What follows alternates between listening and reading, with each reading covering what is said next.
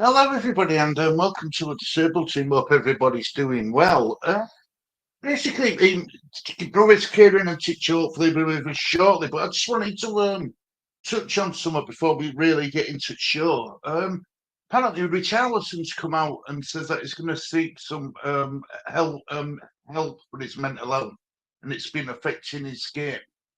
And speaking about mental health, as you know, it's a big thing for me and Lee, but I wonder if that's the same thing. What's actually is wrong with Harry Maguire, because the eyes are watching him. He's got all eyes on him. Watching him. He scored an own goal against Scotland yesterday. It's not going to do his confidence any good. Now Southgate come out and says that there's a hate campaign against Harry Maguire. I don't think there's a hate campaign. I think the problem is with Harry Maguire is West Ham offered him a way out of Manchester United. Yes, he would have had to take less money, and I get he would have had to take a pay cut, but he would have been playing regular first team football. And I've always said this, that Harry Maguire is a better player, would be a better player away from Manchester United. But it just makes you think, doesn't it, about yes, they get paid a lot of money. Yes, they live a footballing lifestyle, but yes, they suffer with mental health as well.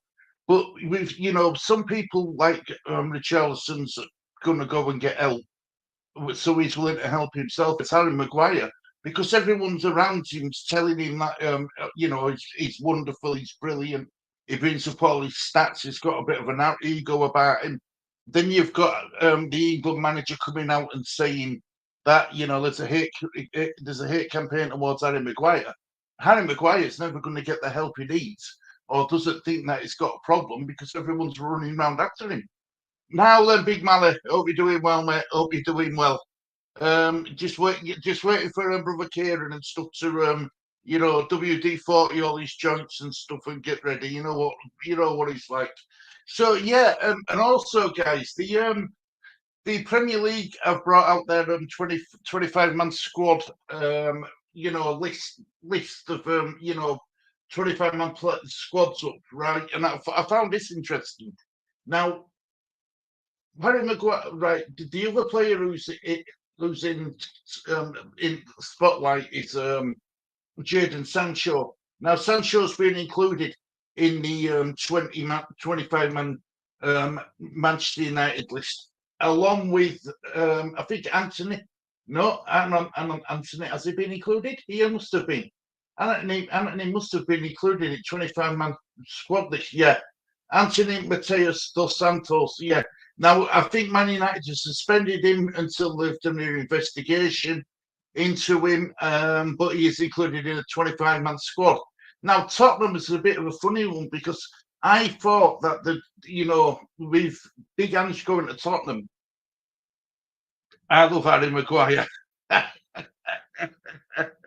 Hope you're doing well, Oman. Hope you're doing well. Hello, big up, brother Lawrence. Big up. Hope you're doing well. Hello, everyone from Lexington, Kentucky, USA. Come on, you Irons. And yeah, big up. Big up, Omani, my lovely. Hope you're doing well.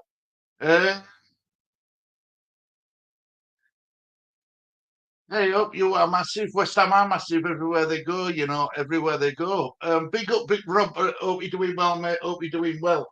So, well, getting into this, getting into the 25-man squads. I mean, the only we're talking about, West Ham of it. Let's have a look at West Ham as well. All West Ham boys are here. So this is West Ham's 25-man squad list, entire window. There we go. Right, so you've got Aguerd, Alvarez, Anang, Mikel Antonio, Areola, Benrahma, Gerard Bowen, Maxwell Cornet, Soufal, Connor Coventry, Aaron Cresswell's been included, Fabianski, Fernels, Ings, Danny Ings, Ben Johnson, Tino Kerr has been included.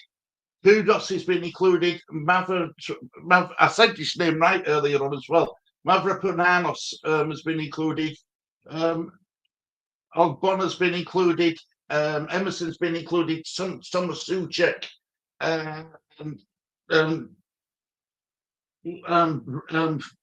Piquet has been included. Ward-Prowse has been included. And Kurt Happy Zoom has been included too. Malik, I don't know a minute. What are you doing being up this late? Yeah, Big Malik being up late, isn't it?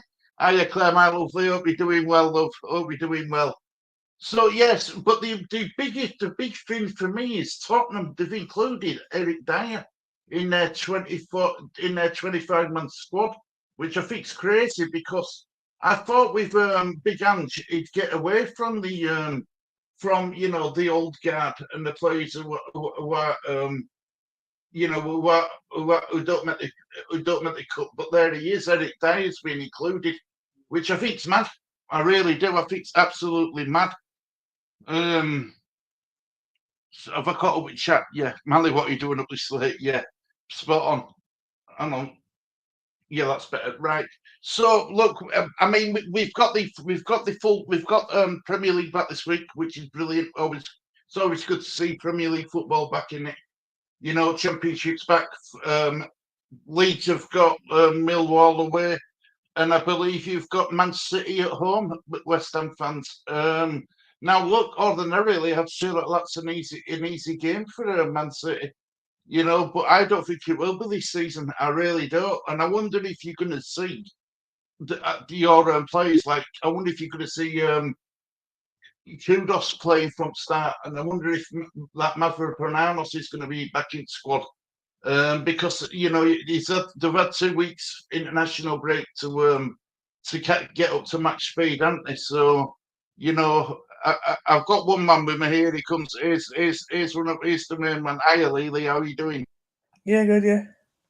Let's be speaking about West Ham. I'm just going to make sure that I put right coding for everybody because knowing me, I probably haven't given right code. But, sorry about this. I won't be a second, mate. I promise. Yeah, I think I put right coding. I'm sure I have. First. Yeah, I put right coding. Definitely put right coding. So Kieran will be just waking up. Here's brother Kieran now. Just let him get ready, bless him.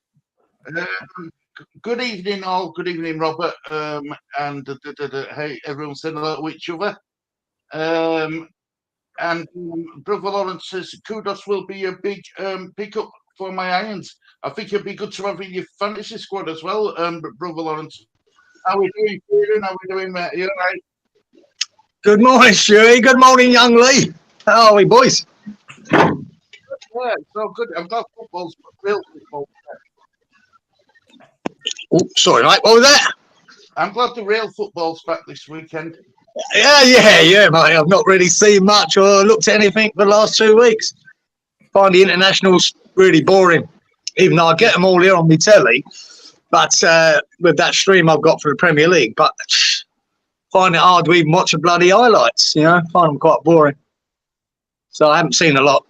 I've seen the odd one that comes up on YouTube there. I watch. I saw the highlights of the England goals yesterday, and that's about it. But yeah, it's a shame that Scotland weren't a real competitive match, isn't it? I did probably enjoy it more. I take more notice. I think I'll give brother Titch the wrong code. Oh, nice. Yeah, that old chestnut, eh? That's the right code, brother Kieran. I think brother Titch. I better make sure, because I did have it scheduled twice. This is why I forgot that I listed it and then I relisted it and probably deleted the wrong one. Where are you? Where are you, brother Titch? Check the TDT social, Titch. That's the right code. What I've just put in now. Lee, my brother, great watching on yesterday, mate. Here he is. Look, brother Titch is here. He's in the house.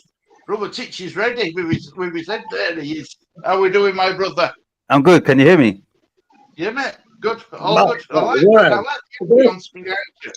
Looks He's really a neon cool. on a neon bender. Look at that. It looks fantastic. Yeah, I don't know how it. Yeah, it looks. Anyway, how's everyone?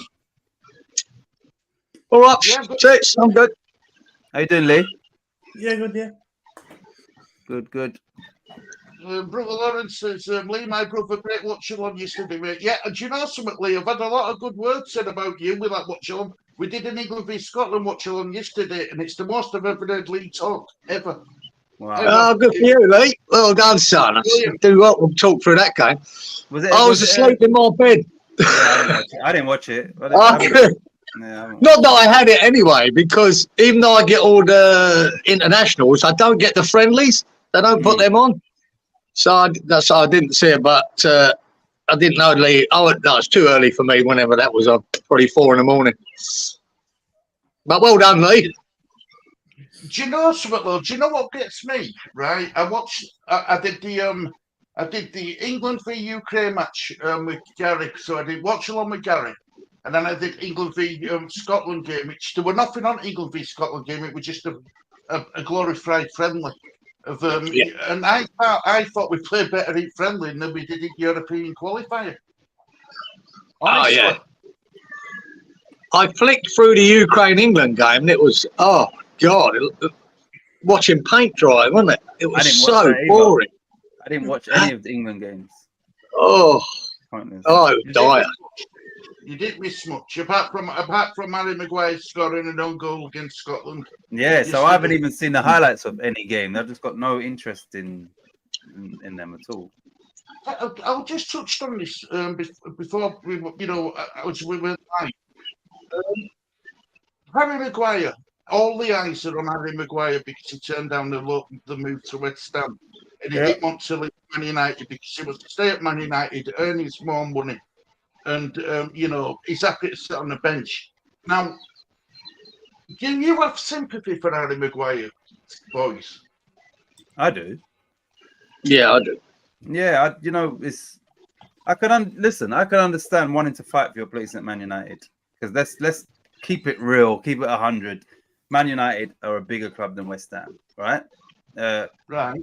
And always will be, right? So, as a footballer, you want to, delay that step down as long as possible. And I still feel that he's in his prime. So, yeah, I've got no ill feeling towards him. It kind of makes sense to me. Yeah, I would have had him at West Ham, definitely. Anyway, I think, there's always a scapegoat in football, especially. There's always a scapegoat.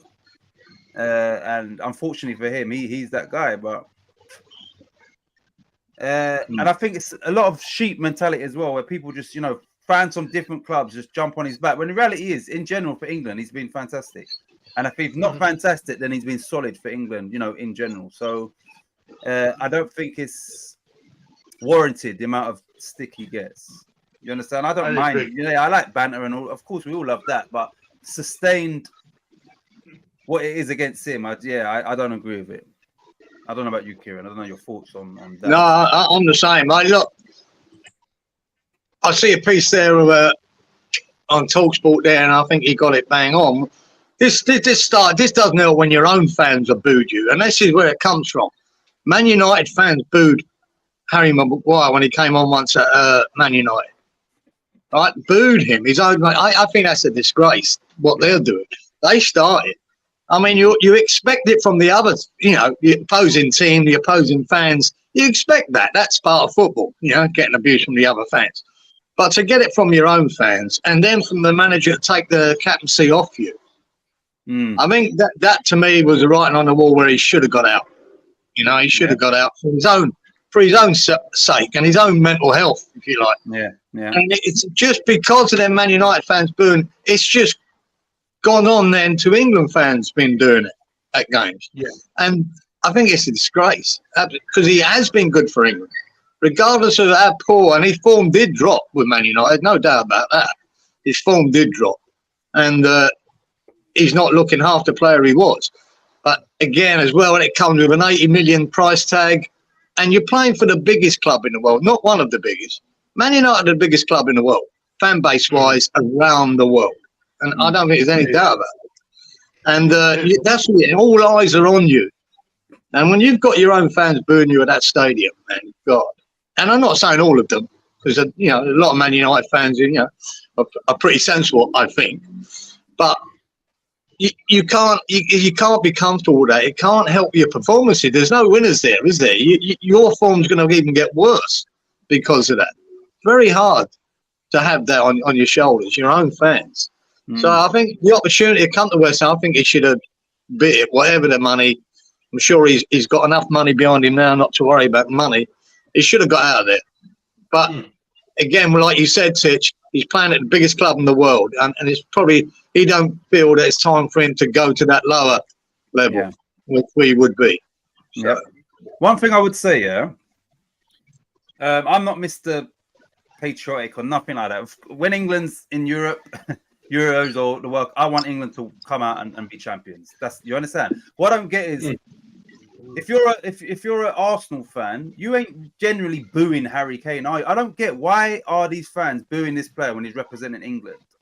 Well, I don't get it. Why you understand? It baffles me as to why are you doing this collectively, against this guy when he's representing England. Yes, there's question marks as to should he been selected this time round, as well as Calvin Phillips as well, because they're not playing, what Southgate said.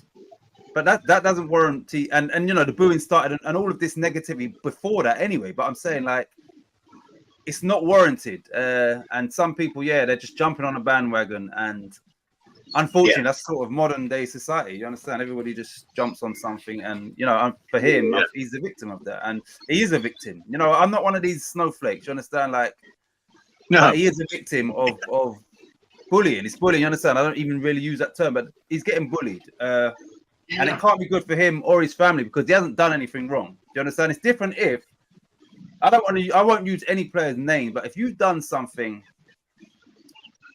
and you're guilty of something that it's got no place in society, let alone football, you should get booed every time you step on a football pitch for whoever you play for. Yeah, if it's something that society just doesn't, is more than frowned upon, then you and your fans, we don't want you in this club, whatever. That's fair enough, but he hasn't done anything to warrant the, what he's getting, the treatment he's getting. Totally agree. Matt, this is a comment for you, West Ham boys. You love this. Love kudos. He scored in both international games. Player. Yeah, I haven't seen any of that Harmonie. Playing for Ghana, wasn't he? Scored a couple of goals. So, g'day, Lawrence. Greaser. Yeah, I haven't seen it. And I still really haven't seen him play, to be honest. I keep hearing how good he is and what a talent he is. No, I haven't really seen him. So, maybe I could look that up and actually watch that. Do you know, I haven't seen the goals, but he scored in both internationals. And it's, I was listening to an ex-coach of his in Nordsjælland in Denmark. I don't know if that's not how you pronounce it, obviously, but they're saying, he's very flexible, and Moyes is probably in the fact that he can play as a false nine, and he scores goals as well, so he clearly knows where the back of the net is. So maybe that was Moyes' thinking, is that he can double up as an attacking midfielder, a left or right attacking midfielder, or as a false nine. So I think once he gets in the team, I think he'll stay in the team. It just depends on how long Moyes is going to do the whole bedding in thing. When I want to see him just let loose. Him for Benrahma. I said this, when he first joined us, I think he was playing, I don't know if he's signed in time, but I said, me personally, because I know that he can play in different positions, I would have put him in for Benrahma. Obviously, in that game, Moyes didn't even start Benrahma. He started free defensive midfield, or whatever you want to call him. So he didn't even start him, but I just thought he's going to go with what he goes with, and I would have taken him out and put Kudos in for Benrahma. And going forward, it seems to be what I hear is the only position he hasn't really played a lot of is on the left. Yeah, he's played on the right. He's played in the 10. He's played up front. He seems to have played everywhere around the midfield bar the left side, but that doesn't mean he couldn't. And he's left-footed as well. So that's not his position. And he's left-footed. Yeah, he'd have to actually be a natural winger and beat players and get past them. And he's instead capable of being inverted. He's capable of beating players as well. Yeah, it's an exciting prospect, isn't it? Because, like I say, I keep hearing all these good things about him, but I really can't say myself because I haven't seen enough. Yeah. I totally agree. Big Mally says Ampadu, Rodon and Kamara were class in the break. That's good to hear, brother Mally. Big Mally. Leeds need to start picking up wins in their leagues. We've only got one win in 5 games. It's not, I wouldn't say that. It can all change, of course it can, but we need to see wins. Titch, my brother. How you doing, Lawrence? Kieran, I hope you're doing well. Your family are good. Speaking on Richarlison, he's one of the nicest guys off the pitch. Huge percentage of his wages donated to charities all over Brazil. One right? of the anti-fashion campaigners too. That's nice. That's really nice to hear, because I just wish he'd smile now and again. And he's a hard player to take to, isn't he, Richarlison? Yeah, he really is. He always looks miserable, on the pitch. But it's just the way he is, and we've had players like that before. But if you like that, you have to sort of back it up with really good performances, and we haven't seen it from him yet at Tottenham. I don't think he's the answer at Tottenham. I've said it before. He don't seem to be good enough, but I believe he might get better under Postecoglou. He just might. Well, he's got to get help. It's mental health, isn't he? Is that right? Yeah. It's not. Yeah. Well, he got pulled off, didn't he? He got pulled off to Brazil at half time. He's saying that his mental health's affecting his game, so that's why we touched on it a bit earlier on, along with Harry Maguire's mental health status, and Harry Maguire being told by for Southgate that he's fine and everything. There's a hate campaign towards him, but has he got a mental health issue for all this negativity? Maybe, yeah. And is it wise that everyone's trying to big him up a little bit when he hasn't been doing that well? Maybe someone needs to say, "Look, Harry, you need to take time out." Maybe Southgate wrong bringing him on when he brought him on, because there were no reason to bring him on when he brought him on. Gay and Dunk were doing absolutely fine before, so it's not like there were an injury to any of them. He just brought him on. But you know what is true? I think Gareth Southgate is trying to do best by Harry Maguire, and him playing football is probably the best distraction for him. Right. So I believe it's probably man management, and he's probably got him on because he knows, listen, this boy needs to be out on the field playing football. So I think part of that as well, Tish. He probably has to double down a bit, Southgate, and justify why he picked him for the squad. Yeah, So he played in the Ukraine game, and then he'd have to bring him on there to give him a run. It's just to justify. Yeah. And by all accounts, what I heard, he had a good game, bar. The own goal, anyone can do that. You know what I mean? It might not have been his fault. He gets a shout from the keeper there. He lets the ball run, and the keeper collects it. It could be down to the keeper not calling it. And but anyone can put the foot out to stop a ball and end up putting it in the net. I wouldn't knock him for that. That's just part of football. Do you know what I wouldn't even say funny thing. It's just we all know, these stories where, touch wood. But let's say worst case, this really got to him, and he took that, the drastic measures that no one wants to speak about. All those people, I don't get why people can't see that what your actions could actually force someone to do. When it is a campaign, you understand? And then all of a sudden, rather than think now, okay, whatever you did, why are you doing this? You understand? And really, how is this affecting him? How is it affecting his family? When, like I said, he's done nothing wrong. And then people wait for the worst case, and then all of a sudden, those same people start, paying tributes and stuff. Yes. I don't know. It's frustrating. Well, Tottenham are getting on with Richarlison. Tottenham fans, certain section of Tottenham fans are getting on with Richarlison's back for not being that prolific goal scorer. Not banning in the goals and stuff, and that's why Richarlison's been affected, because his own fans are getting on his back. There you go. That's where it starts. That's where it starts, and that's the worst thing can happen. Yeah. And the thing is, with Spurs, obviously, they're sitting second in the Premier League and all of that. So you'd think right about now, this is where you give him a bit of time in regards to they're playing good football, they're getting results, they're doing well in the league. So all of these mishaps, and it's not affecting the team. I understand. Listen, if a player's playing for your team and he's giving you 50%, he's got a grumpy face, and then you're out, just tell the coach, get him off the pitch. You understand? But like I said, Richarlison's going through it at the minute, but the team's doing well. So I don't really think the fans should be on his back at this moment in time. This is where you need to get behind him. I look, one good thing, that there's no better manager to have if he is going through this, right? Than Big Ange. There's no better manager. I'll tell you that now. Yeah. But you know what you were telling me from day one with him here and a Big Ange? The Spurs fans have only just started to realise now what sort of a man he really is. Yeah. And I watched an interview on Talk Sport yesterday with Jim White and what's his name, Simon. Well, and honestly, you hang on every word. Everything he says is music to my ears, right? What Ange says. And he said it's not about just winning games for the sake of winning games. It's about playing football in a certain way. And he said if you get that right, the winning will come. And I that's exactly my philosophy on football. Play the right way. Get it to a point where you're playing that well, you will win. And then the trophy. And so he said, I'm not going to go and win a trophy for the sake of winning a trophy. Let's get the football right first. Let's get the mentality right first. And it's just music to my ears listening to that. It's so refreshing. So not win at all costs. Let's be shit all year and win the Carabao Cup, right? Yeah. This, at least, well, that's, West Ham done it really last year.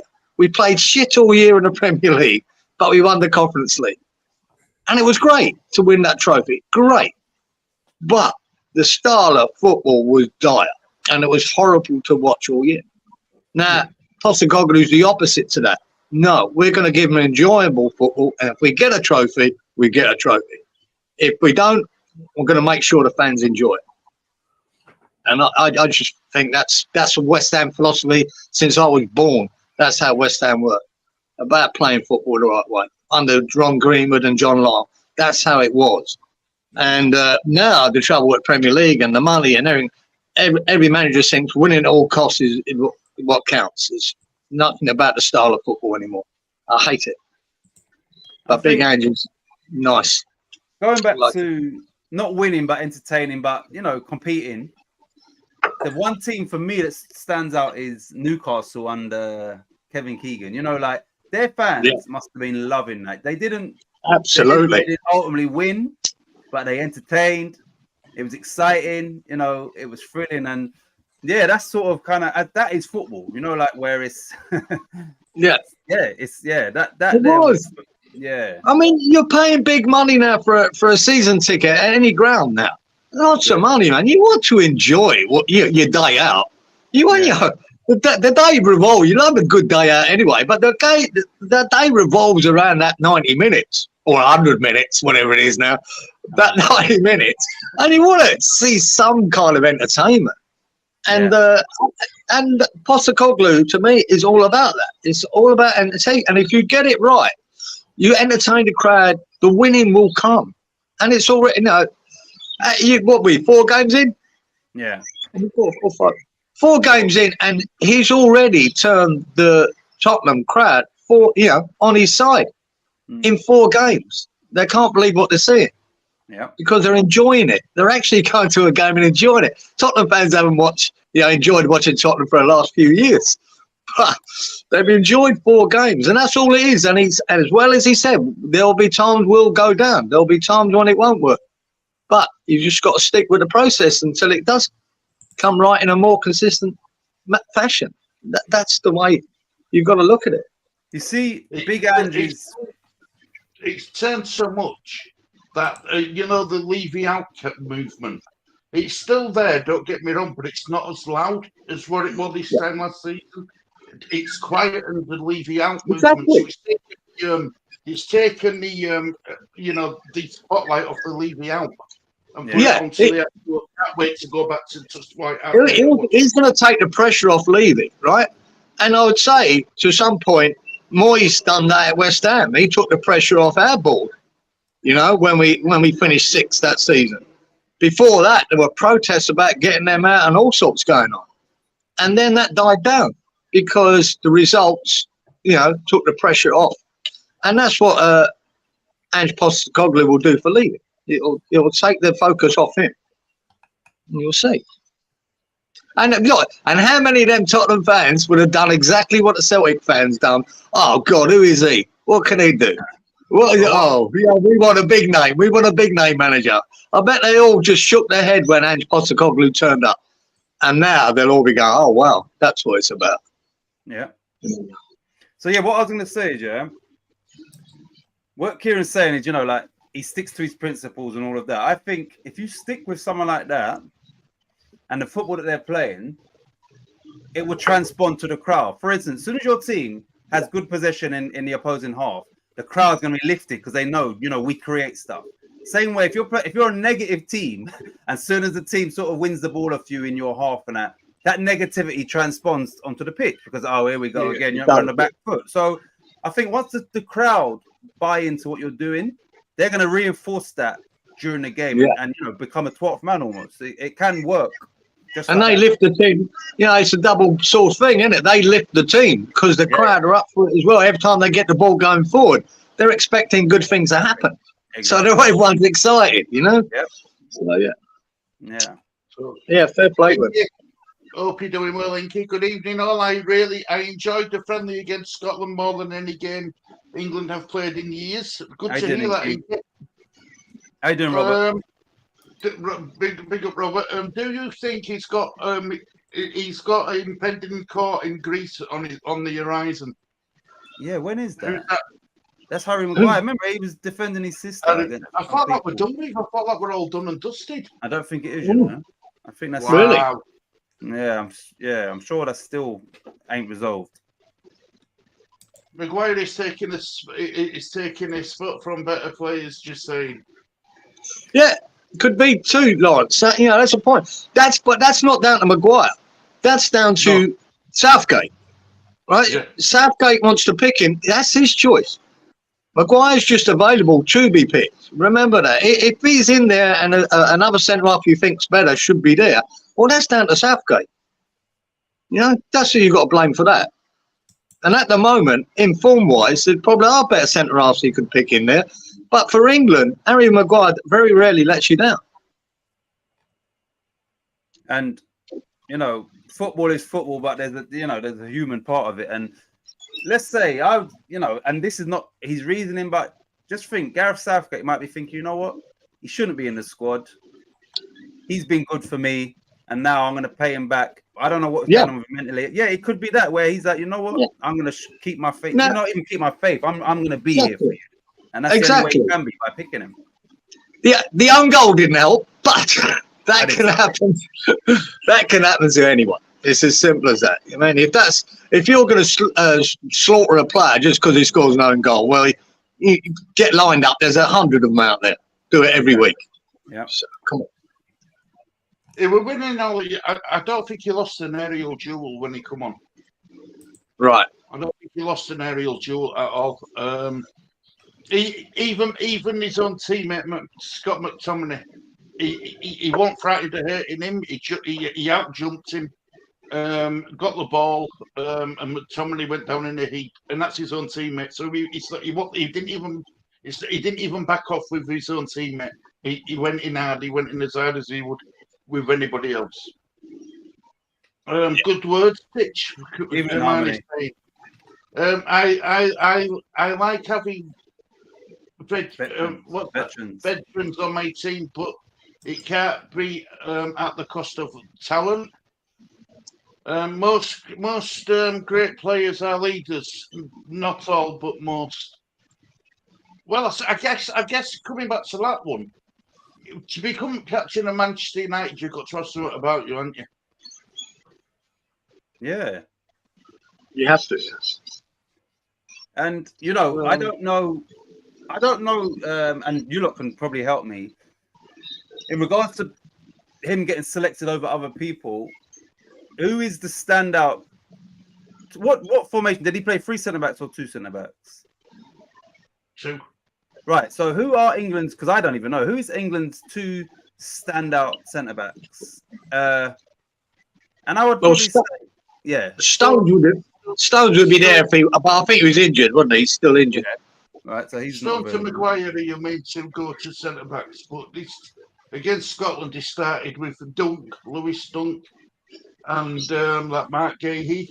So what I'm saying is, there ain't really no one for me stand out that's banging on the door. Like, hold on a minute, how is Harry Maguire getting in front of him? I can't think of anybody. You understand? So maybe that's another reason as well. That for instance, That's right. Let's say Rio and John Terry was playing in this day and age, and at their peaks, but somehow Maguire and Stones were the first, and then Maguire gets picked. Then we've got an argument. Hold on, how is John Terry and Rio? How's one of them?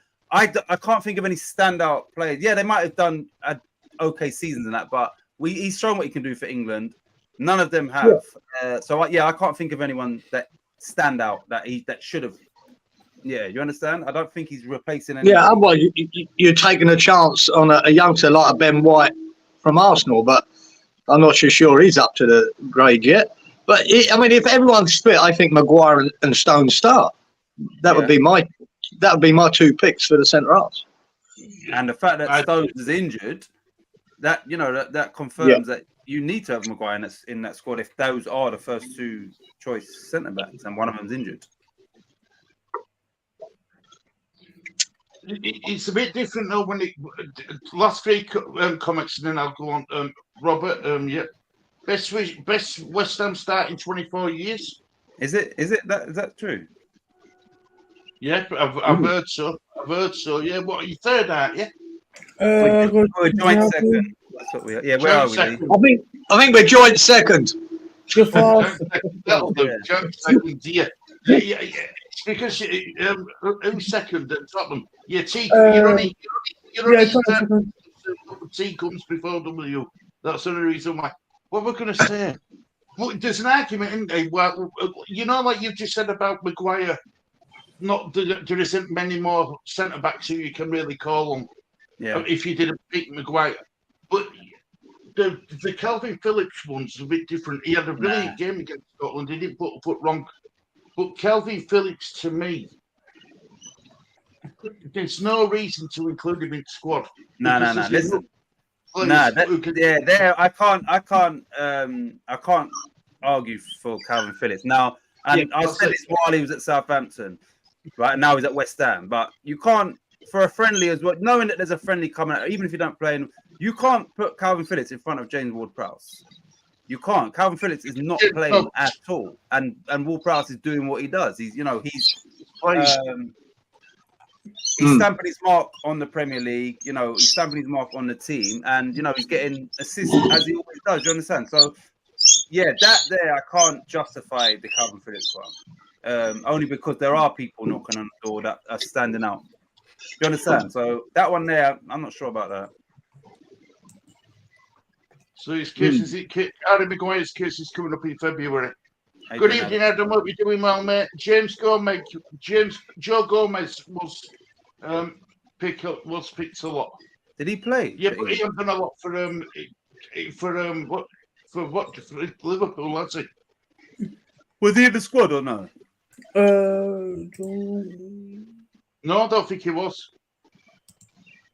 Ben White is Ben White though, but apparently they've had a fallout, Ben White and Southgate. He got picked for that last tournament, and then he's never been picked again. That's right. Yeah. Larry. Good evening, brother. Hope you're doing well, mate. How you doing, Wally? Wally. Yeah, KP was. Yeah, no. No, listen. I'm not saying that. I said that Calvin Phillips played really, really well.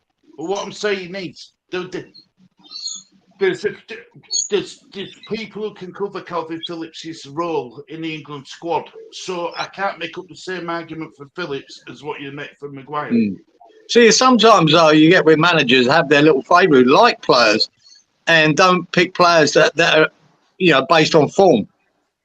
On form, JWP walks in there, doesn't he? On form, Calvin Phillips doesn't get a look in, but Southgate sees him every time, and he likes him. He knows what he can do. I mean, no, this is with the future. What I want to pick would be him, even though he's not playing at City. So, you know, say that whoever gets picked is down to the manager, not the players. Yeah. Do you know what? But Southgate made a rod for his own back when he made a statement. If you're not playing for your clubs, you won't get picked. And that's where the discrepancy comes, is that he made that bold statement a long time ago. Do you understand? And I think that's what I can understand, like Kieran's saying. If you're a manager and you've worked with Phillips, you've worked with Maguire, and they've done good for you, do you understand? As long as you don't say what you said in regards to you're picking people that are playing for their clubs, then you kind of can say, listen, I know what these guys are going to do for me. I'm picking them regardless. But, you know, he made that statement and he hasn't backed it up. Question for everyone in chat, and including Harmonie, bless her. If Gareth Southgate was not England manager, would Kelvin Phillips be picked? I don't think he would. No, he wouldn't. Not if a new manager came in. If it were a new manager coming in, I don't think he'd pick Kelvin Phillips because he hasn't seen enough of him to pick him. I also think a new manager probably wouldn't pick Harry Maguire either. I think he would, you know, some people can be swayed by public opinion. And I think if it was a new manager, they probably wouldn't pick Harry Maguire either. I agree. A lot of new managers that came in wouldn't pick Maguire. But they definitely, I don't think they'd pick Phillips because of his sort of position at City. Like, he's not playing. Right. Another question, what keeps coming up with people, right, is, and it's parties are split. Gareth Southgate, is he the best man for the England job at this moment in time? I don't think so. I think he's terrible. But hey, that's just me. Yeah, I've said, listen, we should have won the Euros against Italy. We scored after, what was it, 2 minutes. We had the home fans behind us. They had key players missing. They'd gone to extra time so many times in that tournament. That was, if they were going to win a game, it's that game. The fact he didn't win the Euros then told me that he wasn't the man for the job. And once again, this is not a personal thing. This is just based on you know, football. He's not, you know, with a better manager, we would have won something by now. And, you know, that final there, we would have won that final. You know, you had someone like Mourinho who, the football wouldn't have been great. He would have won that game. He would have looked at the opposition, seen their weaknesses, seen who's not out, and he would have got the job done. Somebody like Pep Guardiola. Once again, I'm just going to go just off that final. We would have beat them 4-0 maybe. Once we scored early, he's relentless. That was our only shot on target, and that was after 2 minutes, I believe, and it went to extra time. One shot on target. Pep Guardiola, you're getting peppered. Yeah? and so much so it's 2-0 after 10 minutes, and now you've got to come out, and it ends up like a final 4-0 or something like that. So that's what I'm basing my opinion off, that I could see what job certain managers, like I said, two ends of the spectrum. Mourinho would have won that final. Pep would have won that final, and they both play completely different style of football. So he's not proven winners. England's talent. Phil Foden should be playing you've got to find a play. You know, we've got quality players, but I don't think Southgate knows how to utilize these players to the best of their ability, and that's the problem. But he's another average centre half, isn't he? Who thinks about defending first. Right, so that's the problem. We've got that many great attacking players, and he doesn't seem to be able to pick a team that's attacking. We seem to be defending too much, and that's what he did against Italy. Look at their defence as well at the time. They must have been about 200 years old, that Italian defence, right? A team that didn't even qualify for the World Cup. Yeah. My God, and we couldn't beat them after being 1-0 up. That said it all for me. It's with the attacking players we've got, the pace we've got in that team. You know, he's not the man for the job. You know, I'd say this next tournament will be his last. And then, but is it an easy job, the England job? No, it's the worst job in the world, really. But he's lucky. I mean, Southgate, if some of the old, like Bobby Robson and had the players he's got to choose from, my word, they could have done. And they were doing it when the likes of Italy back then were great. And Spain were great, and Holland were great, you know, against really good sides. I don't think they are so much in the European scene. I don't think any of them really stand out anymore. They don't. And that's why he had a great opportunity, not only in the Euros, but in the World Cup. I think he bottled it in the semi-final against Croatia. He bottled it. Again, another game he should have took to him and tore him apart, and he didn't. Sat back, tried to hold on to it. I think he had 2 opportunities there to put 2 trophies on the board and blew both of them. Yeah. And hopefully you get...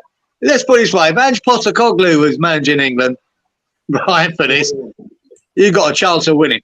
You no doubt about it. You've got every chance of winning. And that's the I thing. think it's got more sense. Someone like Postecoglou, as an example, that's his dream. Them attacking English players. That is, for someone like that. That is like perfect. That's what they dream. They go to bed and dream. Dream of it, wouldn't you? Yes. You know, in a sweetie shop. Look what I've got to pick from. You just fucking rude. Because, I mean, Bielsa would have been a good coach with this England setup. He would have been. Yeah. Especially at tournament football. It doesn't matter how much he overworks. I mean, he only sees them so many times a year. And Yeah, I think that wouldn't matter. as attacking football, he would have got the job done, I think. Do you know what? Yeah, really... going back to the 2 players, Maguire and Phillips. Yeah, that he's picked. Why did he not pick Sterling then? You know, Sterling's been great for him. He's in great form. Been brilliant for Chelsea this season as well. Fantastic form. So that baffles me. That if we're going with your tried and trusted and not playing, which is Phillips and Maguire, you pick them, but Sterling is playing and he's looking back to his best for Chelsea. Yes, I'm not sure why he didn't go with Sterling. Just to catch up with some of these comments, guys. Kieran says West Ham fans are pushing James Ward-Prowse propaganda, and it is now a thing, and I'm certainly here for it. Kieran's a Southampton fan, isn't he? Yeah, we did expect him to be as good as he has been, so we're really happy with him. Thank you. He should be in England. He should have been in England side in England call up this time round after what he's done for West Ham in first 4 games. Definitely. How is Maguire a leader when he does not start? Maybe in the locker room. No, what I mean by that, Brother Lawrence, he was the Manchester United captain under Van Gaal, under Mourinho, I think it was. Yeah, under Mourinho, under Ole Gunnar Solskjaer, under Ranieri. It's only Erik ten Hag who took it off him. So, you know, he had to have something about him for the other managers to keep him as Manchester United captain. Hey, Lawrence, Adams says Southgate seems to have fallen out with everyone. Wally, my man, Southgate just doesn't like James Ward-Prowse. He won't get pinned no matter what. No, probably it, Kieran. He just don't like. Maybe he thinks he's too slow in midfield, or because he's not the quickest, but he is quick in full. But maybe he just doesn't think he's up to it. I mean, that's managers have that decision to make, whether it's right or wrong. That's for us to judge. But he can only pick so many players, and if he thinks there's better out there, that's his opinion, and that's what he'll do. They naked James Ward-Prowse on the corners. Yeah, James. Can I ask you, West Ham fans, someone, right? James Ward-Prowse, before he come to West Ham, when you found out that James Ward-Prowse, you were interested in James Ward-Prowse. Be honest, did you think, oh God, no, I don't really fancy James Ward-Prowse? I was sort of 50-50 on it. I thought it could be a good signing. Mine was the fee. I didn't want to overspend. Do you think 30 mil is it the name James Ward-Prowse? It doesn't. Yeah, absolutely. I always said I don't want a double-barreled name at West Ham. It shouldn't be allowed. Right? But you know what I'm trying to say? Is it because of his name why everyone looks down on him? Do you know what I mean? No. He hasn't got that flair name. I'm going to be honest with you, yeah. I'm going to be completely honest with you. Or a White or something. Every time we played Southampton, I was expecting this guy to be a thorn in the side. When you watch him against Chelsea, so I always rated him. I don't know if I just maybe was a bit underwhelmed. Oh, James Ward-Prowse. Like, it seems like the Yeah. easy option for West Ham. That's what it seemed like. But in reality is, whenever we played Southampton, you just knew this guy's going to do, you just know. So a lot of time, West Ham, though, that player will come to your club, like Andre Ayew and all that, and they're terrible. Thankfully for me, he's the same player, or he's got the same impact on the team as he was having at Southampton. You understand? So I'm glad, because I just thought he's going to come to us, and it's going to be a typical West Ham signing where, you know, you're not going to see the same player. So yeah, I mean, like I said, for me, I just didn't want to overspend, but I think 30 mil in this day and age is it's a good fee, and I think he'll be proved to be a good signing for us. Yeah, but I mean, look, we can only go by what we've seen. We're only 4 games in, but the guy, you could see that he's really impressed me. And like I say, you really need to go to Southampton fans to know what he does over a season. You know, not what he does now and again. You see a highlight of a great free kick, and does he do much else bar that? And I sort of think, well, that's all you ever see of him if you're watching highlights of them through a season. But Southampton fans are watching all the games, like we did with Rice. We knew Rice was going to be a star 3 years ago when everyone was saying he ain't that good. We knew it because we were watching him week in, week out. JWP is probably the same. He probably got like Cieran there thinking, no, he's a top player. And you just don't realise it. And for myself, I didn't realise it. I thought he was a good player, and I thought he might be a good signing. But if the first 4 games are anything to go by, I'm delighted. He's been really good, really solid. I've always liked Ward-Prowse. I think what he lacks in pace, he makes up in his a footballing. He's got a footballing brain, and he's got a good footballing brain as Ward-Prowse. And you don't stick at a club for so many years without, you know, Southampton never tried to move him on. He was loyal to Southampton. He didn't live. He didn't live up his means. He just got on with it. You know, he don't live off his hype. He's not a hype player. He's just a player who will get on with his job, and that's what I like about him. No one can play the role like KP does. That's why he gets picked. Fair enough, Harmonie, my lovely. He's the worst manager we've ever had so far. Should go out for the best manager ever. Then he's not won anything. That's fair enough, Adam. Even Marsh would have beaten that match. I won't go that far, brother Wally, but yeah. I don't know. You might be right. Yeah, that Wally, was. don't make me laugh. Marsh wouldn't know what to do as a manager. It was harder to lose that game than. Yeah, and he managed to do that. They should have had Marsh. Phil Foden is the best talent around. And Southgate calling him a winger, Southgate couldn't organise a few drinks in the brewery if he tried. Well, I couldn't believe that he put it onto when it said about, well, Pep Guardiola doesn't play him there. Of course he does. He's played him in midfield. He's played him all over as Pep Guardiola. Pep Guardiola knows what Phil Foden's like. But Pep Guardiola's just kept Phil Foden's feet on ground. That's why he keeps doing it. The people call it Pep roulette, don't they? But I think he's managed Phil Foden properly, mate. I really do. So did Southgate say that though? Because at the end of the day, if Pep Guardiola plays you out on a wing, I watched Football Terrence talked about it earlier on. If Pep plays you on the wing and Southgate plays you on the wing, you're going to have 2 different roles within that position. So even if Pep does sometimes put him out there, it's not going to be the same as Gareth Southgate putting him as a winger. So he shouldn't even make that comparison because you're not Pep Guardiola and the system you play is not a Guardiola system. Do you understand? So as a manager, you shouldn't refer to another manager about your tactics. That means you're looking at somebody else and trying to replicate what they're doing. Southgate couldn't even beat the US team.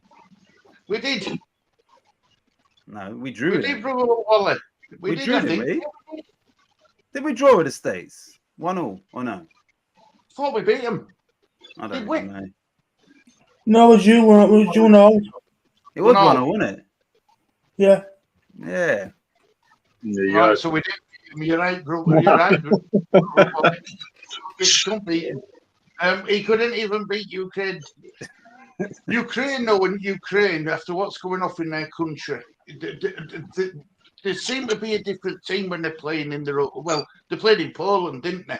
Yeah. The game in Poland won it. So, but you know, they seem to play with a bit of pride to Ukraine. Get your team sorted out, Wally. Southgate needs to be sacked next year or soon. I don't think he'll be sacked before next Euro. Will he? He'll be England manager. Exactly. I said yesterday where was Sterling. Yeah, Sterling should have been picked. He really definitely should have been. And apparently, he wasn't happy about being dropped neither. No, and then when he's seeing certain people getting picked, you know, that we've already spoken about, then he's definitely not going to be happy. It would have been a different lineup if it had been a qualifier. Yeah, you'd think so. The goalie, Ramsdale started, didn't he? Man, it's great. Is she talking about the FPL, isn't it? Yeah, I think so. It's FPL's fault. Yeah, you need your team sorting out, brother Wally. She's right. You do. We've had a look at your team. You need to get it sorted out, lad. Getting to the semi of the World Cup wasn't a great success. Just look at the results. They were average. Yeah. We always do well in qualifications, though, don't we? No matter which manager. Yeah. Normally, because we get the easiest qualifying group there is. Yeah. Every time. It's not even worth watching. It's so easy. Yeah, I don't watch any qualifiers are ridiculous. Teams we have to play. God, if we can't beat them, there's something wrong. Really. Sterling has been on fire. Yes. I always knew he was more than a dead ball specialist. Yeah, you're right there, Robert, because he definitely is. Can I more to him than that. Can I go back to when we done the last one from each team, and that was obviously Kieran. He picked James Ward-Prowse from Southampton, and I remember Kieran saying it wasn't even about. He spoke about his quality, but Kieran said he's got a bit of nastiness in him. I remember him saying it in his one from each team. So Kieran obviously spotted other talents in James Ward-Prowse, you know, and that was, I don't know, whenever we done that. So, yeah, you know, I remember Kieran specifically saying he's got a bit of nastiness about him as well. Yeah, he has. Yeah. Which is good. That's what you want in your midfield. Yeah. Ben Rama is all very well, but they need to be putting it in as well. That's what I think everyone's taking to Paqueta. Because not only has he got that skill, flair, and brilliance on the ball, he's also got that nasty streak about him getting stuck in and winding other players up and getting into them. Love that. And I think JWP's got the same. They was putting up, because it was an international break, Sky Sports was putting up these different stats in the Premier League. So I'm standing at the thing, watching up. I turn around, it says most tackles. Lucas Paqueta's at the top. 22, so he's got the most tackles in the Premier League thus far, and he's Brazil's number 10. He's got the most tackles, So, and I think the next best was maybe 16 by somebody else. So yeah, that's welcome to David Moyes football. Yeah, that's crazy. Brother Wally says, "I love special teams. I was excited about JWP." Brother Lawrence says, honestly, I was not too familiar, but I love the man now. Yeah. And Harmonie says, Casilla has left, and if you've got a few injured, well, last I saw. So you have to sort your team out. You should have known. There was a reason 2 years ago when Spurs were interested, and we quoted them 80 million. Obviously, this year we didn't have that choice calls. Because we went down. I still think you got a good price for him though. So how do I get rid of Cancelo? Harmonie's answering that for him, bless him. Lee just called me and says West Ham are massive. I agree, Lee, my brother. Yeah, he texted me the same as well. Must have been. I think he sent it to because Lee's in a West Ham fan group chat. So I think he sent it in the group chat. Yeah. Are you at West? Yeah, you are at West Ham group chat, aren't you, Lee? Not anymore. I've been kicked out from the... Kicked out by who? Have you been kicked out, mate? Did you upset somebody in that group chat? Did you say that West Ham weren't massive? Or did you say West Ham were massive? Speaking about Lee, someone's hacked his Facebook, so his YouTube account, Titch. So we're having to start my new YouTube, but can't get into it. Are you being serious? No, I'm being deadly serious. And someone's hacked into it. Lee's YouTube account, yeah, no, I can't get into it. It's in, they've changed it to do this, to change the password. It goes to a phone number, but nobody knows. Wow. So it's been that. So we'll have to start my new YouTube. That's ridiculous. I know. I was worried about. I'm worried about if they can hack into someone like Lee's, what can they do to people like ours? Marsh, Bowles, Curry, Hudson, etc. were all far better than James Ward-Prowse and could never get a regular place in the England side. Yeah. Is that Rodney Marsh? Yeah. Stan Bowles or no? Stan Bowles. I don't Tony know. Curry. Or Hudson. Who's Hudson? Yeah, all good players. All flair players. Brother Wallace, straight in there. It was a draw. It made our World Cup. Yes, Mark. Mark, I think there was good with the ball, but Paul without it. You wasn't washing up. You was overseeing Harmonie. Yeah, she was on the floor mopping, and I was just looking down on her, and then I saw Paqueta's stats up there. Good Kieran. Here it is, Mark the Dinosaur. Who are these? Who are these? Mark says the thing with KP is he wins the ball, looks, then lays off the air pass, and then lets the rest do their job. Must be a dream to manage. Why do you think he doesn't get a break in the Man City team? Because of this is what these managers think, especially if you look at the supposedly top six. They'll probably look at him and think, yeah, he's a good player, but probably not quite good enough for the top echelon of football, And that's probably hurt him in his England career too. If these players sort of overlook you. Why what? Why did Man City even go in to buy him then if they knew that they weren't going to use him? For who? Phillips. Calvin Phillips, Man City. Oh, Phillips. Well, he's not necessarily not going to use him. I thought when they brought in Stones, it was a long time before he established himself, and he was pretty poor. And now you see him sort of coming out of the back into the midfield, and he looks like $1 million every time he plays now. Looks like a different player completely. And I presume that's what Pep wants to get out of Phillips. But maybe it's just not working out. Do you know, I think with Phillips, they took a calculated risk, knowing that just being at City, his age, he's an England international, they'll get their money back. So they won't lose out. They would hope that, okay, we've seen what we've seen.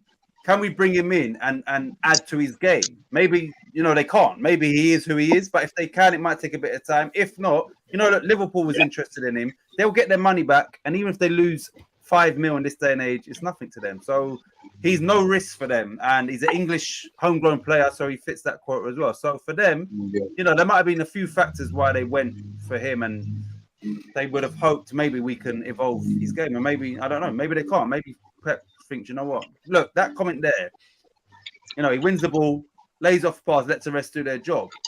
Maybe that's not enough for Pep Guardiola. You need to have something else on top of that. Maybe. You understand? So we'll see. Time will tell. Russell says to stop other teams buying him. Yeah, like I said, once again, it wasn't that much outlay, so it could be that as well.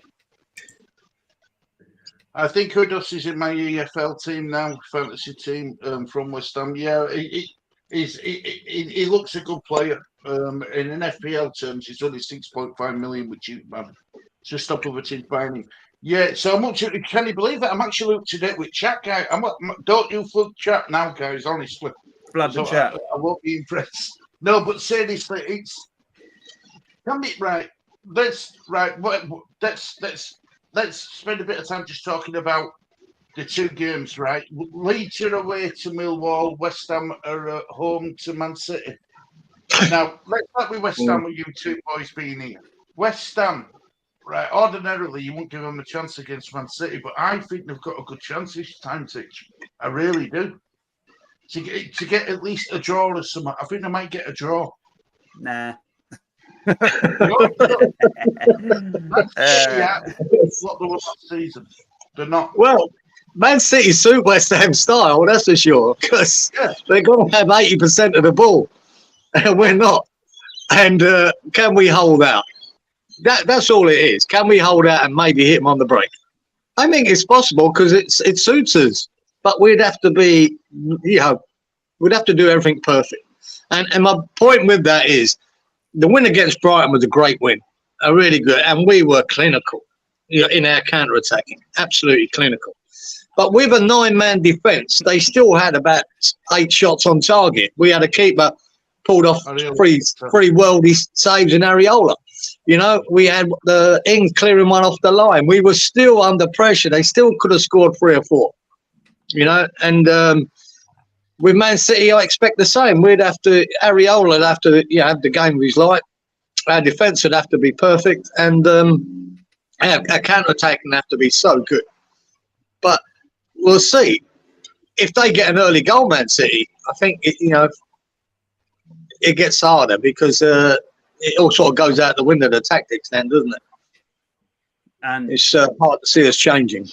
Look, Chelsea was on top of us, and thankfully they weren't clinical. Man City are always clinical, so we're gonna have to.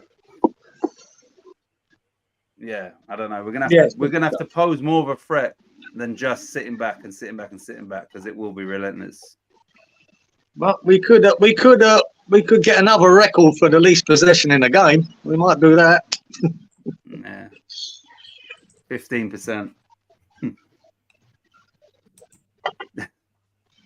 Armani's book's out in 2 weeks. Domestic Bliss, My Life as a Washer Woman, for a billionaire YouTuber called Titch, if that is his real name.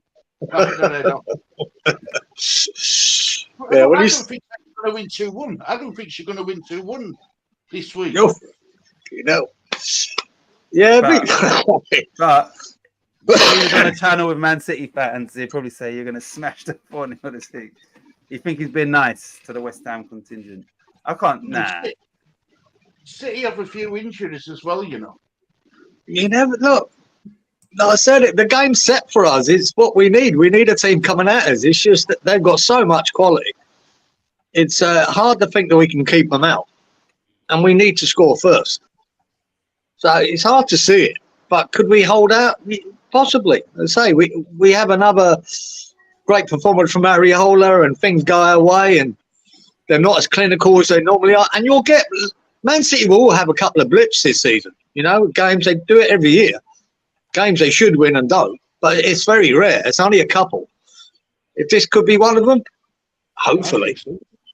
I'd love it. If we got a draw out of that, mate, wow.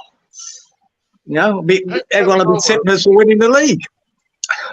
Guardiola will be thinking that this is a potential banana skin for him going down to West Ham's ground. Oh, he won't take it lightly, Stu. He won't take it lightly, believe me. The one thing that could go in West Ham's favour, even though we're in the same boat as them, is that it's coming off an international break. So he's had less time working with them. They've been away with different philosophies and all of. Do you understand? So that's could be a good thing for us. Is that it's off the back of the international break? It could be, but we've probably got the same problems. Apparently, Agaird's not back till Thursday night. Alvarez. And probably Antonio as well. Alvarez is back late as well. There's still rumours about JWP with an injury because he hadn't trained. When I went back to training, was it Tuesday? He wasn't there. He meant to be there. There's a few doubts whether he's fit or not. And the guys are late back. Whether that affects us, who knows? We don't know if his kudos is up to start. He probably won't start. He's ready to start. He has to be ready. Look, he's not in Moyes' eyes. Yeah. But I think he would be a good person to just throw in against City. Change it up a bit. So yeah, he would be a good one that from the start, just put him in and just let him do his thing. Paqueta might have not a point to prove, but you know that move didn't materialize, so he might want to. He's always good for West Ham, you know, in the last 3 months or whatever. But I'm saying he might want to shine even more so in that game. So we'll see.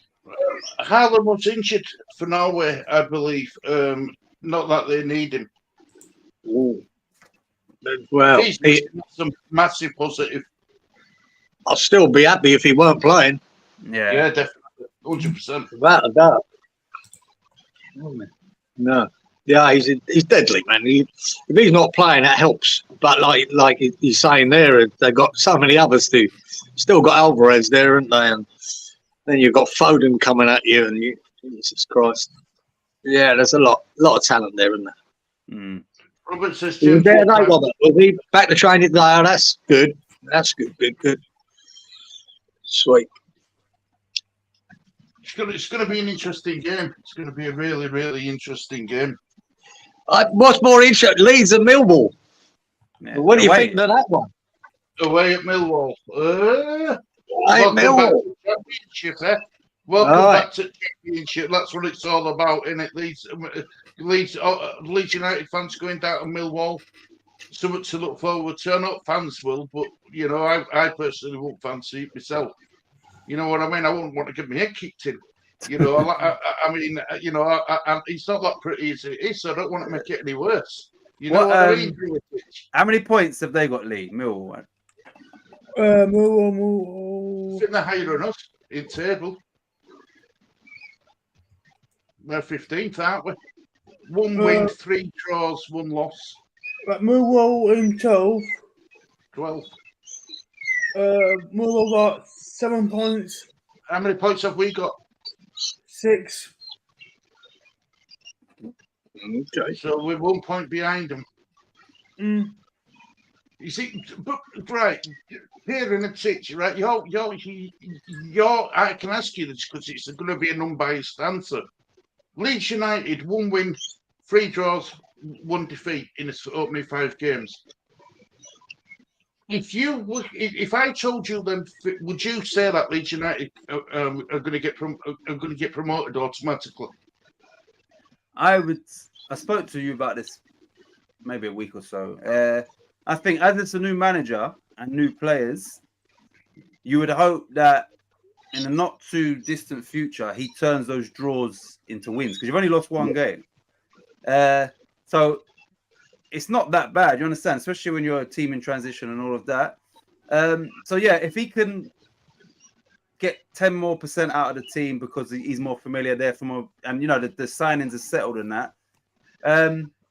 There's no reason why Leeds can't just go on a run. Do you understand? So it's teething problem. So I wouldn't be too worried.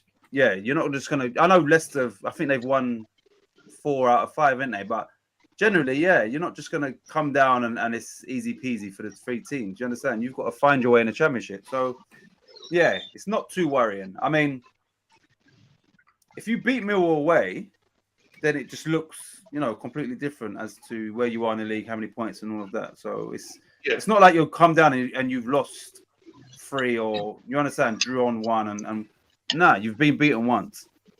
Yeah, so I don't know, Kieran, what's your thoughts? Yeah, I'm saying with you, Tidge. I think the draws, what can cost you at the end of the season. But like you said, he's a new manager. It's only early doors. You turn a couple of them games into wins, you know, and look where you are in the table there. Even 1 more, you know, another 2 points. It's so everything changed. You know, when we switched to just 2 points for a win and 1 for a draw, that 3 points for a win changed everything in our football. And that's what it is. The draws have got to change into wins. I think Arsenal found that out last season.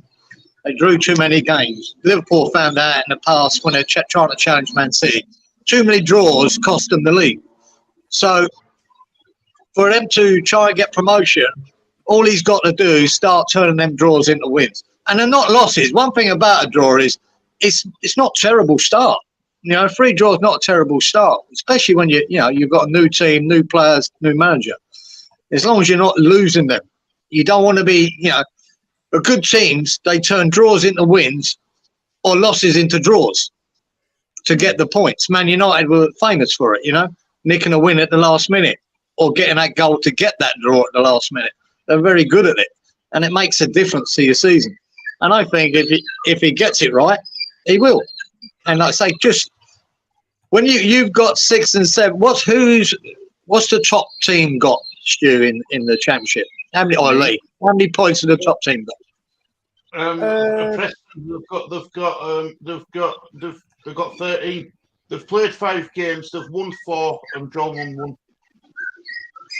Right. So, but you're talking about, what's it? The first 3 get. The first 2 get promoted? First 2, yeah. All right, what about 6th, Lee? Which is obviously the last playoff spot, which is kind of what Leeds should be aiming for, is can we get in the playoffs? Lee, what's 6? 10 points? Yeah, 10 points. And you've got what? Leeds have got 6. 6. So that's only 4 points. Yeah. Especially the amount of games you play in the championship. It's a lot of games, isn't it? Mm. A lot. Ipswich are second. They're on 12 points. And you beat them. You're the only team that they've dropped points against is Leeds. Yeah, but unbiased dead on. I thought Ipswich were unlucky to lose against Leeds. Yeah, but I you think beat them. when that game went on for 5 minutes longer, Ipswich would have got their equaliser. Honestly, Ipswich at best are the best team who Leeds have faced who actually play football, and the team we beat. Whereas on the other hand, Sheffield Wednesday are the worst side of it I've seen in Championship at home, and we only managed to get a 0-0 draw with them. Yeah, well, that's going to happen, mate. It's going to happen early doors. It's down to Farke to turn them into wins, and you'd hope to think that he will. And that's the difference. You've got to start winning, especially away from home. You've got to start picking up points away from home as well.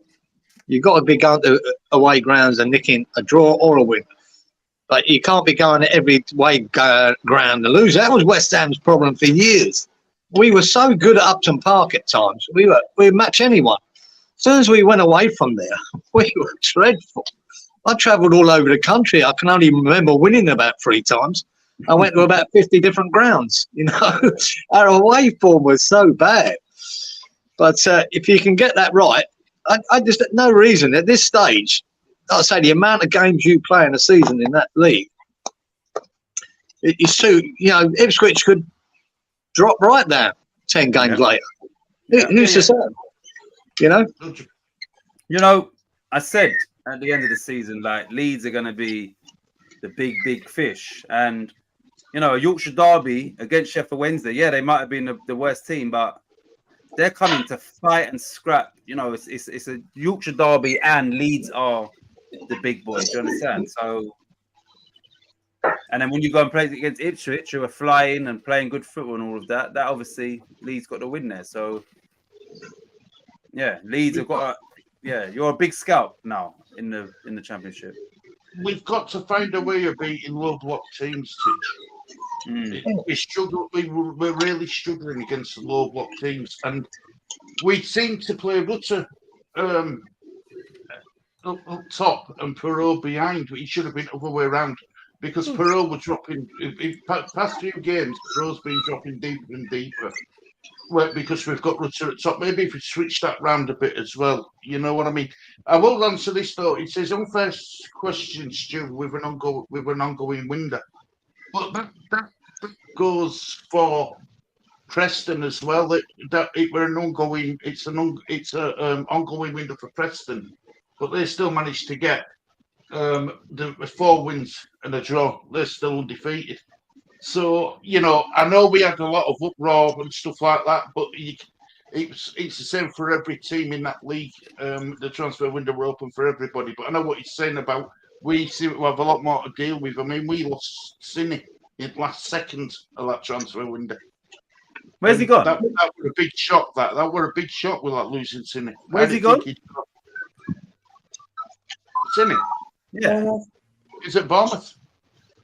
Is he? I didn't even know that. Yeah. It last seconds at Windy. Yeah, we got it were a loan swap deal. We got Jadon Anthony from Bournemouth. Yeah, I saw Leeds was on that day linked with Jadon Anthony, but I didn't see anything about Sinistera. Yeah, it were a loan swap deal. He were already, he were down there ready for his medical and everything. Yeah, I didn't even realize. Yeah, that were a big shock. He didn't play in a Premier League game, though, did he? No, it would have been too late. So yeah, probably be playing this. Probably be playing it tomorrow on Saturday, won't it? Yeah. So we'll see what he can do. But a lot of people, I mean, I don't know much about Jadon Anthony. I only know what I've seen on clips on YouTube. But a lot of Leeds fans are saying that we've got the better deal, and we worked it out. Well, Inky worked it out for us. Sinistera played one in 4 games. At Leeds, played 1 in 4 games. 3 out of the 4, he was injured. Nah. So he had a bit of an injury record. Still awaiting delivery, brother. Lee, order me a pizza. I'm getting hungry. Don't start. I'm getting. I might see. I had what did I have? A pasta, a prawn salad with whatever else. I got really horrible. Mally, thumbs up. We gifted Ipswich 2 goals. I will have a lambuna, please, Lee, with garlic naan and 2 mushroom barges. Nice. Not from up here. You don't want that, Harmonie. It'll make you be sat on toilet for a week, love. Trust me. Leeds have been unlucky to draw instead of winning games, Stu, but that's football. Preston didn't have an upheaval like we've had. No, that's true. That's true. I will have a Butterfield prawn. God, these are all. Look at all these proper names. Butterfield. I will have a Butterfield prawn to start. Chicken korma. I thought chicken korma was a starter. Pillar rice. Pastry naan. Bombay potatoes. That's worrying. Yeah. I like it when Stuart just skips past the actual pronunciation. Yeah. Yeah. Begins with P. Whatever it is. Kashwari Nam. Yeah. Nice, Robert. He played for Colombia and got booed at the end. Wow. Another player who gets booed by his own country. Mad. Yeah, they're booing him for other reasons, though. His product weren't on point, and they waited. Did you hear about Pogba getting done? Yeah, this week? I saw the article. He took some testosterone tablets and something to do with testosterone on it. Yeah, well, they found it in his system. They don't know what it is, but we've all got it, Amber. We've all got testosterone, but he must have took some what is it? Testosterone. Yeah, something like that. What? So like high levels of testosterone or something? I didn't. Yeah, must be. Yeah. Yeah. What do you think he'll get? A 4-month ban or something then to Kane? 4 years, yeah. They've got to wait for his B sample, test that, and if that's the same, yeah, he's up for a 4-year ban. 4 years. Is the end of him, unless he can prove otherwise. But, yeah.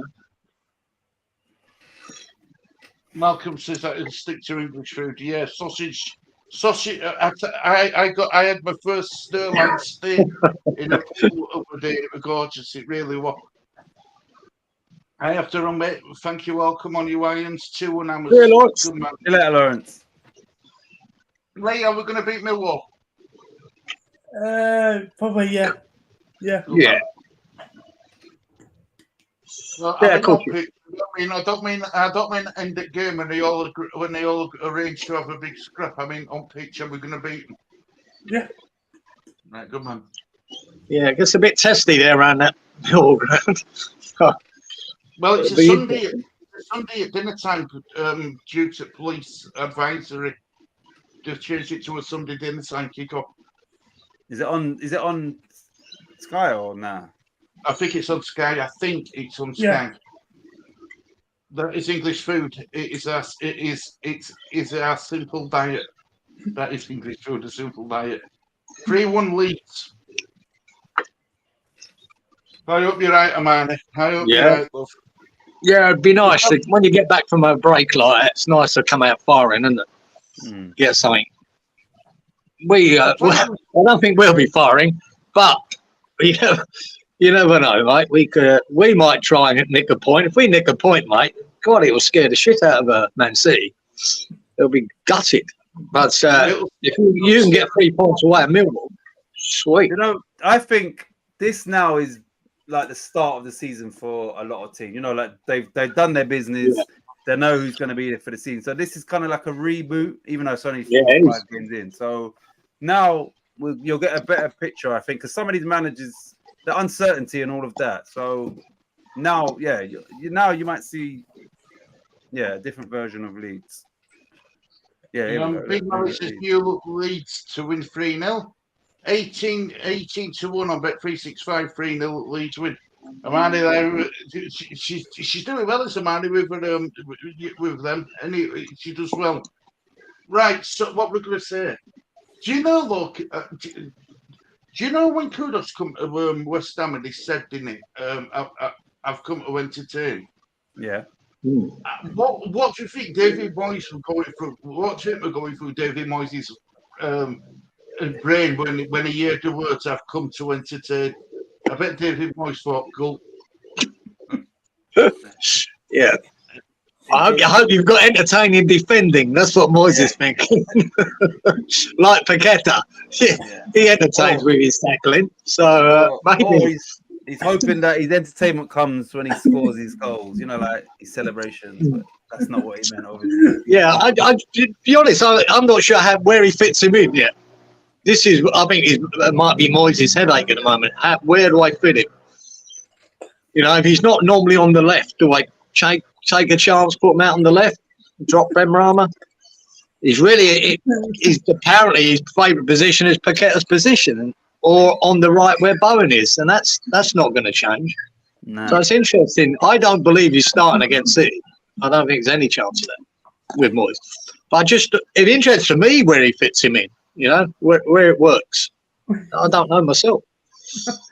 Yeah, it's difficult.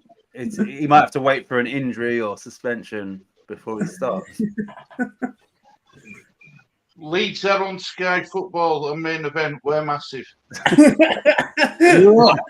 Definitely. You'll be massive in my eyes, Mal, if you beat Millwall. Absolutely.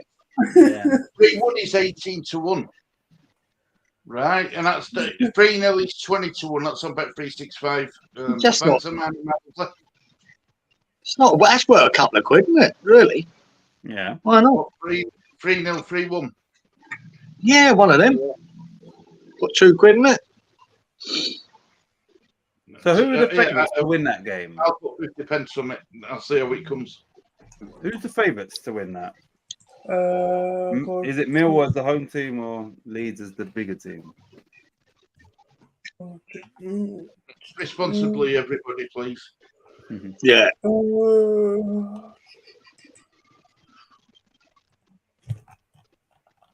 Leeds checking bookies. Look, is enthralled. He's doing his research. He's Gary's researcher now. You know how much of on Leeds. Gary calls him his researcher. Oh yeah. Millwall favourites. Are they? Yeah, 2-1, yeah. Okay. 2-1. What are Leeds? Leeds is 11 to 8. Right, fair enough. What's Oh, happening? no. So Leeds are the favourites. I think Leeds just nick it. Yeah. So nothing in it really. Yeah, but they've got Leeds as slight favourites. Yeah, well, I wouldn't worry about that. What the bookies think is favourite. How many points have Millwall got, Lee? I've got to check now. Well, did you say they had 7? You said you had 7, didn't you? Tables. Yeah, 7. That's it. Nothing in it. Nothing in it, mate. Nothing in it. It's just that intimidating ground. You got to go down there. Malcolm says that we need to settle in first before judging. Yeah. Well, Yeah. we've thought enough. Right. Byram knows about Leeds. He's been here before. But I tell you which players is really what I'm shocked that we've managed to get what no other player went in, what no other club in Premier League went in for. That's Ampadu. It's been absolutely fantastic for Leeds as Ampadu. Good. Got him from Chelsea as well. I'm surprised nobody went in for him. Really am. Has Kamara played for you lot yet? No, not yet. We signed him, didn't we? He was too. Last day we signed. He was too late to start, wasn't he? No, he did. Tell a lie. He did come on. He come on as a substitute with about 5 minutes to go. He's a good. Well, potentially, yeah. I didn't realise until I did a bit of research on him. He come through the Arsenal ranks, didn't he? Did he? Mm. He's a good player. Mm. Yeah. He's our favourite, still 11-8, Millwall 2-1. Mm. My name is Malk Stewart. Sorry, Malk. I keep calling him Malcolm. His name's Malk. He tells me off as Malk. I don't mind Malk. He tells me off. Calls me out when I need to be called that, which I don't have a problem with that. So Malk's name's Malk, not Malk. You said Malk's name's Malk, not Malk.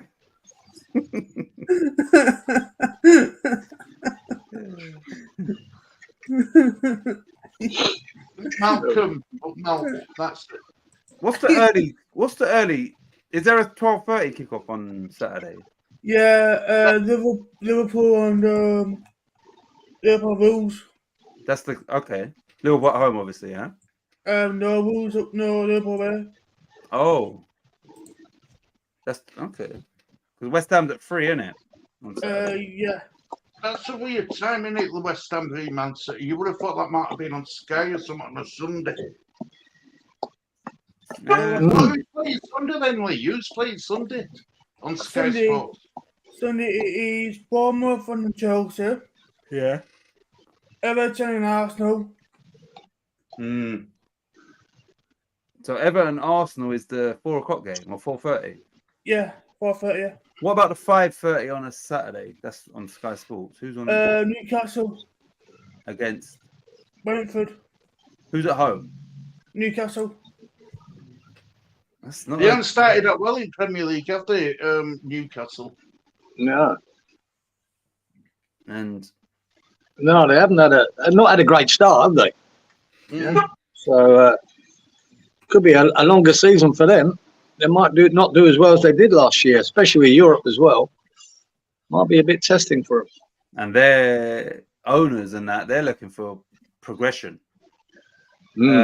So yeah, because Brentford, I think if that was Brentford away, I'd be like, ooh, they could lose that as well. But at home against Brentford, they should just nick it. But Brentford is in decent form now. So yes, every game is obviously is tough. They need Luton at home. That's what they need to get back into winning ways. But clearly, that's not who they're playing.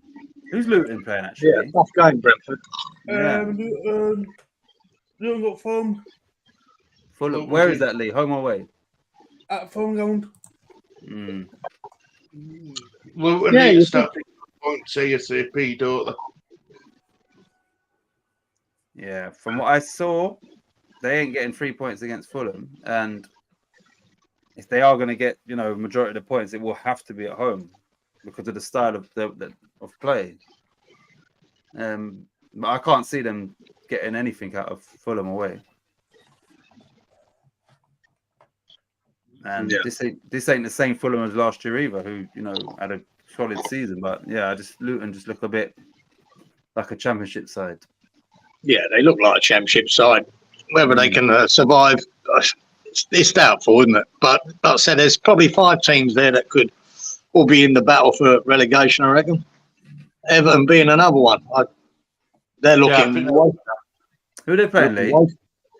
Everton versus Arsenal. Oh, yeah, you said who's at home? Yeah. Everton. That's Super Sunday. Yeah, that's the late one. Yeah. Well, apparently it's 777 are close to taking over Everton, but the problem is with 777, they've is it Udinese or a club like that where they've or it might even be Valencia. They've put every single player on transfer market because they're short on funds. So yeah, I don't understand how 777 are going to pass that fit and a bit able and fitness test to own a club. I really don't think they will. You know, and apparently the Everton Stadium inside it, they haven't got the funds to finish it off. They got a cash injection of 100 million, but that's to finish parts of the stadium off. You know, the new grounds. Apparently, the inside of it, they're short on cash to finish it. I bet. Yeah, I've been watching a guy who's on YouTube, shows you updates of it. He flies a drone over that stadium. You know where it is there. It's on the Liverpool docks there, isn't it? Is it Robert that lives not far away from it? Yeah. I think Robert lives up there. Yeah, and it looks impressive. I mean, they've done a lot, but I'd say he's got a lot to go too, you know, from what I've seen recently. But it looks like an impressive stadium, especially where the position is. Looks really good. But yet again, how many teams have done this when they've built or moved into a new stadium? You know, the funds dry up for the team. Arsenal done it when they left Highbury. They all their money dried up, didn't they? And they suffered for a few years. Under that, we've done the same. So and Coventry, same with Rico Arena when they moved into Rico, Coventry, but Bolton Wanderers as well. I think now they ended up getting Coventry got relegated, if I remember correctly, when they got their new stadium. So did Bolton Wanderers. Yeah, it just shows you, doesn't it? Well, it does because like I said, Everton have been complaining last season they didn't have any money to spend. They had nothing to spend last season, and beginning of this season they hardly spent anything. So you know, I'd be worried if I was an Everton fan because you could have a lovely, beautiful stadium if you can finish it, and you could be in the Championship. Yeah, maybe that's what they're trying to be. We've got the best stadium in the Championship. Yeah, you have your first Europa match on next Thursday. Next Thursday. Yeah, against the Serbian team. Yeah, They're top of their league, aren't they? I think I checked them. Yeah. West Ham free. She's going to go West Ham 3-2. West Ham are better than last season. Man City haven't looked as fluent to me at the moment. No. I agree. Yeah, not at the moment, Malk. Not at the moment, they haven't. But having said that, have they lost the game? No, they got maximum points, didn't they? They got maximum points, and they're not even firing yet. That's what I'd be worried about. Yeah. So West Ham to beat Man City 3-2. It's 40-1. Yeah, so it should be. I'm just rolling out one, but mine's a clear one. Everton will have the best ground in the Championship next season. Yeah, it's got to be a chance of that. I think that. Yeah.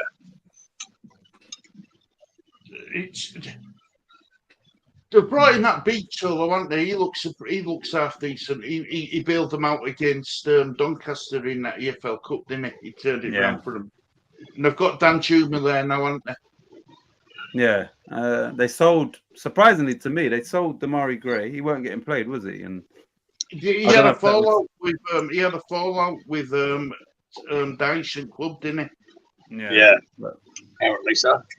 So yeah, obviously, but from a footballing point of view, he's someone that that you'd thought that they would have kept hold of. But what's the point? So who do you think then? Who's the first head on the block in the Premier League?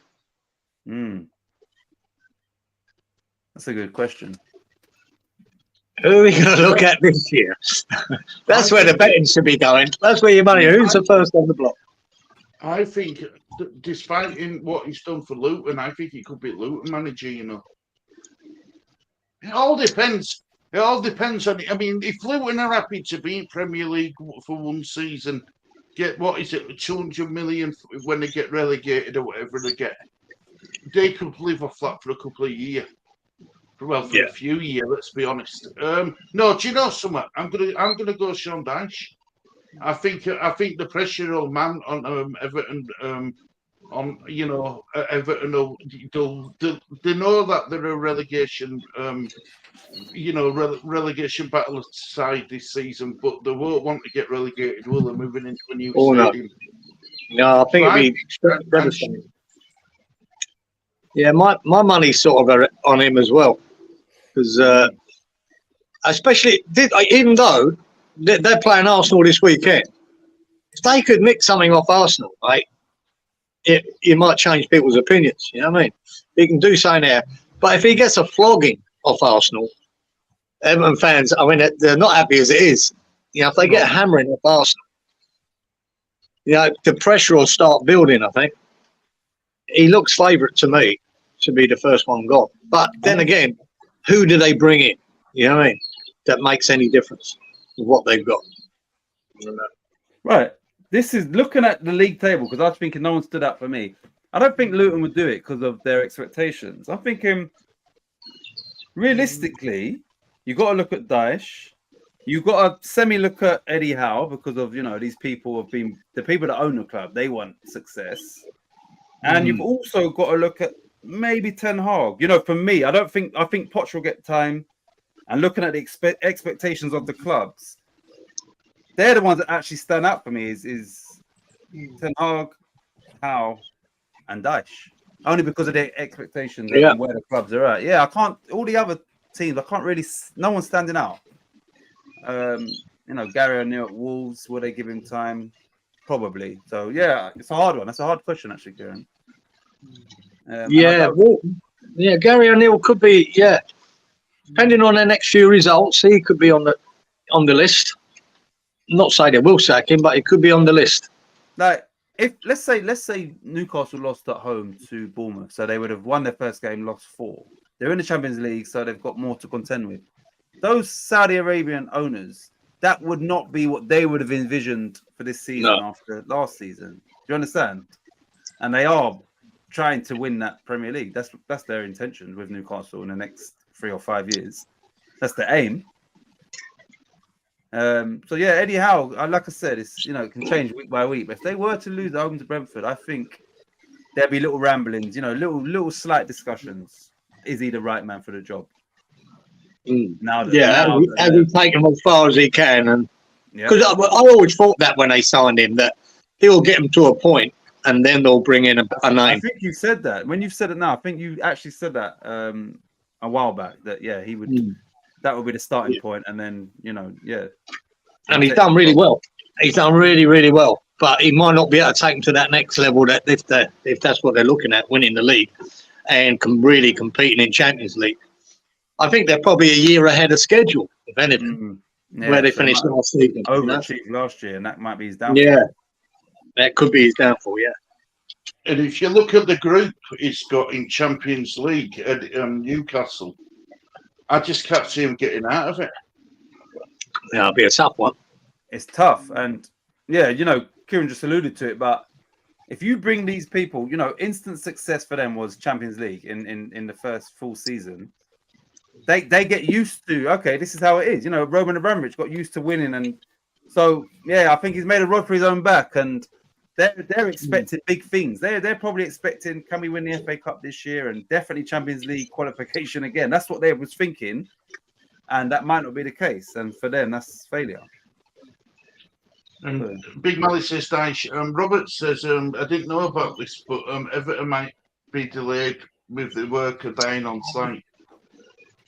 Yeah, I did see a little bit about that, Robert. Someone got killed on that site, which is fucking amazing. In this day and age, workers are still dying on sites. It's unbelievable. Daesh.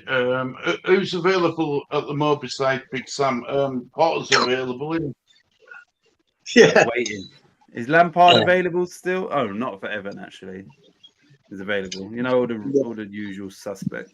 Potter would be the obvious choice for Everton. Yeah. Do you reckon all these, you know, those managers, the obvious ones, do you think they just all sit in some sort of gulag basement type thing, just waiting for the call up, like sitting there you're back in the game. Like Exactly. That. Drag them out of Well, there. mate, when the season starts, they're rubbing their hands, going, right then, who's going to be shit for the first month? I'm in there. Yeah. So they'll be looking at that. Who I think where is John Terry now as well? I know that he wants to be a manager. Nice. Then he gone to Saudi. I wasn't sure. Arabia. Is he a manager there or an assistant? Manager, I think. Oh, is he? I think so. Well, that was, Double check. Don't know whether it happened, but that's what it was. It kept coming up. I heard talk. That's what I was thinking. Oh, maybe John Terry might be a shout for someone. Once again, I'm just speaking off his name. He's got no credentials as a manager, but these people seem to get the jobs. Who else? Then you've got people like Darren Moore, he managed with West Brom in the Premier League. He done well at Sheffield Wednesday, got them back up in dramatic circumstances. And that most managers could never overturn a 4-0 first leg defeat. So yeah, he's another one that potentially, for one of the small, let's say Luton did get rid of their manager, maybe someone like Darren Moore they might look at rather than bloody Sam Allardyce or Frank Lampard. I just want to share a story with you about John Terry. Now that you brought his name up, John Terry issues stern response as he charges fans £100 for an autograph. Wow. Oh, behave. He's honestly, he charges £100 an autograph. Wait, how old is that though? Because he's wearing a Chelsea kit there. How old is that article? He looks 10 years younger. September 13th, 2023. Oh, so why are they using that picture? Okay. So what they're saying is he's been all this time he's been charging £100 all these years. Unless he's doing it for a charity or something, but I heard something about it today. It's the JT extension charity, home extension charity. I've heard of that one. Well, it says here, John said he has defended charging £100 for his autograph in an effort to raise funds for his foundation, as he took aim at the press writing I won't say Kieran's word. S***T. Mamani says, I believe that Eddie Howe's job is safe for at least 2 or 3 years. Silver at Fulham looks a bit more precarious. Yeah. Jesse, last I heard, I can't believe Jesse Marsh got offered a Premier League job and he turned it down. That was Southampton, wasn't it, at the time, or no? Was it Southampton? Or I think so. Was it Palace? No. Must have been Southampton, but he turned it down, didn't he? All right. What manager? Oh, yeah. Also. No, he says Russell. What managers definitely ain't getting sacked this season? Big Ange. Big Ange's one. Pep. Klopp. I would put Pochettino. Moyes, yeah. I don't think Poch will get sacked. No. Who else? Company, I don't think will get sacked. Mikel Arteta. No, he won't get sacked. So there's some them ones is more obvious. But you think that Eric Ten Hag might be walking on eggshells a bit then? I think. I think with Titch, this is the season. This is his season. He has to do it this season, and I mean a lot better. He has to prove himself this season because he got rid of a lot of players that he didn't want. He's brought players in. It's time for him to start showing what he did at Ajax. So I mean, if he doesn't in a couple of months' time, his head could be on the block. Because once again, it's about the expectations of the club. Yeah, everybody would have assumed, or majority, that he would be further ahead than he is now with Man United and the time that he's been there. So he's underachieving, and it just don't look good. They're not convincing anybody. And And all the while, teams like Spurs, for instance, if for me personally, if I had to pick one or the other who's going to finish higher from what I've seen, I'd go with Spurs all day long, right? From what I've seen at the start of this season. And if it continues like that, then yeah, Man United will fall outside of the Champions League places. I'm not going to talk about what he's allegedly done or not allegedly done, but Man United have suspended Anthony now as well, haven't they? Are they suspended him or given him time off? I don't even know what they've done. Suspended him until until I've done an investigation sort of thing. I think they followed suit with Brazil. Look, innocent until proven guilty, but I think it was the right thing to do. Take him out of firing line. Let police do their investigation and then take it from there. De Zerbi or Thomas Frank, and neither will Emery, Big Mally says, and neither will Arteta. Do you know Anthony not being available might be a blessing for Ten Hag because he persists with him, but he don't really do anything. You understand? Like, he doesn't do anything. So maybe someone else will now come in because he can't play, and that might turn their fortunes around somewhat. But yeah, he sticks with Anthony, but he don't really do anything for Man United. I don't really think he's a Man United player. He's got all the tricks and he's got all the tricks and turns and stuff, but no end product. Yeah, it's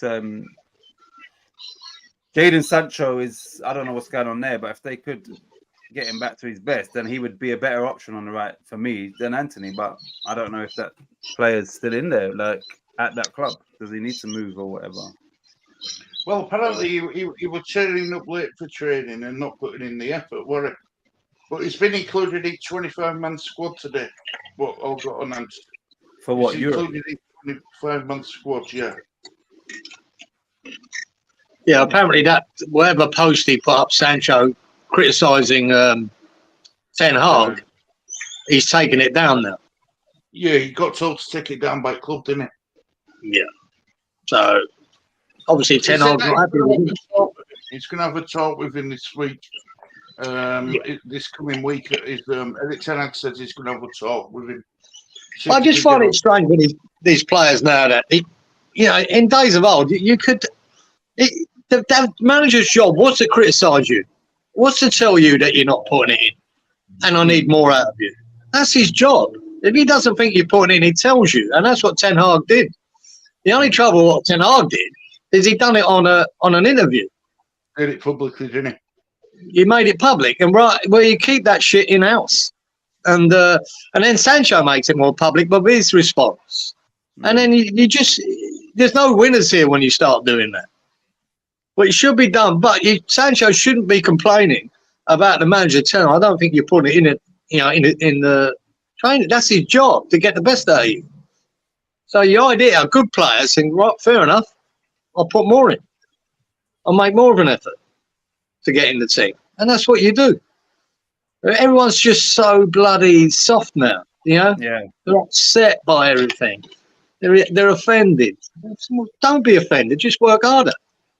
Do you know, when Guardiola let him leave, yeah, he tried to keep him, but he didn't fight tooth and nail. I think Guardiola would have looked ahead and maybe seen certain things or heard certain things from his coaches in the younger age groups and thought, you know what, let him go. Like, maybe, you understand, he's more in tune with where the player is going to ultimately end up, and maybe it wasn't a big loss because, you see how he was with Foden.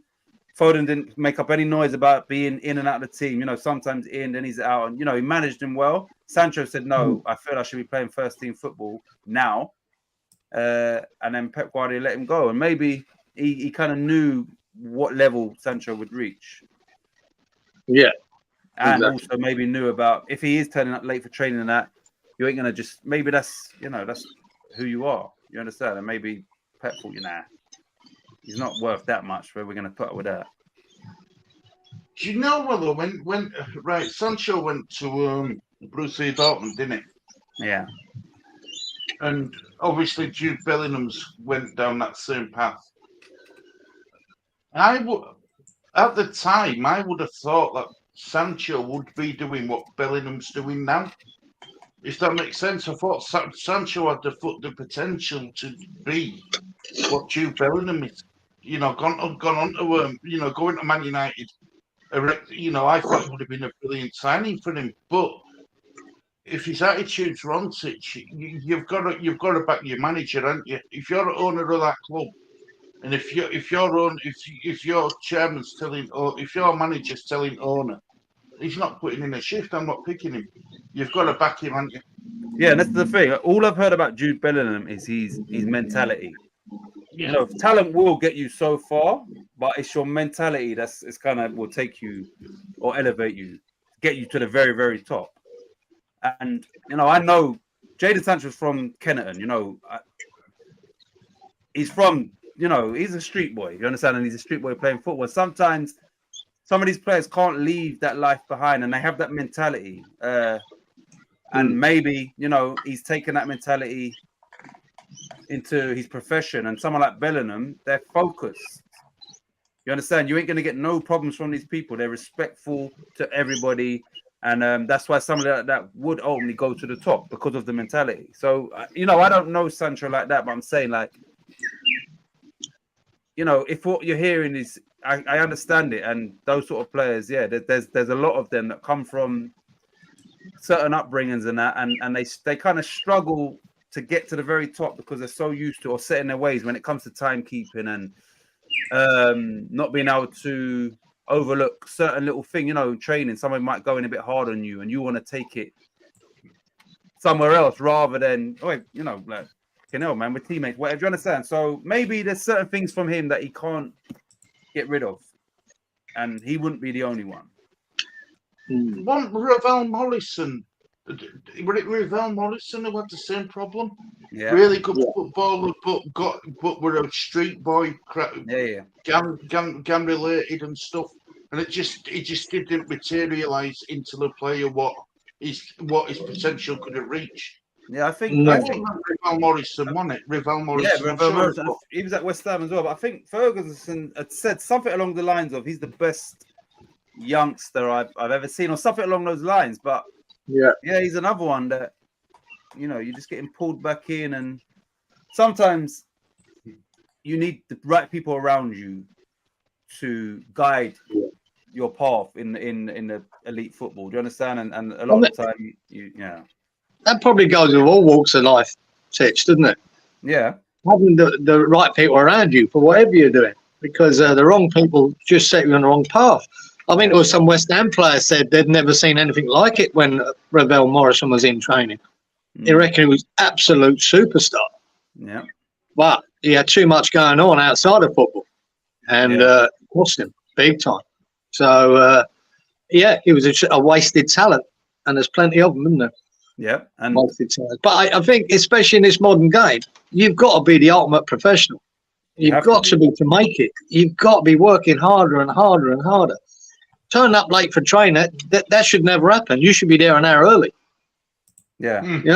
Get there an hour early, so you're never late. Even if there's lots of traffic, then you're there half hour early. So what? You should never be late for training. You know what I mean? The work ethic should be that. I'll give you an example. I won't say who this boy was. Right now, he ain't got a club, and he was sought after. Everybody talking about him. It's not you, is it? No, not me. England at youth level and Republic of Ireland was, squabbling over who's going to, all of this stuff, and just through being around this boy somewhat, I don't even want to disclose who it is or whatever, but I said straight away, he's not going to make it as a professional footballer, right? He was in the Premier League last season, not playing, but signed to the Premier League club, and I said he's not going to make it because I'd seen his diet, the people he hangs with, his mentality. What you're doing when most footballers are in bed at whatnot, you're just driving up and down without a license and all that stuff. And I said, he is not going to be a professional footballer. And then this season, he is now without a club. Remember, he's only 20 years old. But I saw 2 years ago, and I said, he ain't going to make it a footballer. I knew. Yeah. But he had the ability, but the mentality weren't there, and you're getting sucked back into just stupidness. Yeah. And I'll tell you, I can go back to my school days, right? And there's the school I went to, St Bonaventure, it was almost like a feeder school for West Ham. Mm. You know, the likes of Defoe come out there, John Chidozie, Chris Hughton, quite a few others too come out of our school. And I'll tell you what, in May, I remember Chris Hughton and his brother Henry Hughton. I think he played for Orient as well. Chris Hughton went to West Ham. And there were far better players than some of these boys. John Chidozie, far better players in the school. And none of them made it. But Chris Hughton had the work ethic. John Chidozie had the work ethic. Defoe. It was all about trying to make it. Really had the work ethic and stayed away from the bad boys. You know, that's what they were. They were putting the effort in. And all them other guys that were far better never got looking. Yeah. Some of them got trials and all that, but their attitude was shit. Yeah. You know what I mean? And that's what it's all about, isn't it? And the thing You've is, got to have the right mentality. a lot of these clubs, if they know, like, especially in the academies where it's like, you know, let's say from 14 downwards, before you sign a scholarship or whatever, they will not even tolerate, but they will know certain kids. They know, you know, the lifestyle. They know that, and they because of their talent and ability, they just hope that, you know, can we get them out of the area? And you understand? But then when they get to certain, it happened with my young cousin. He was at Chelsea for years.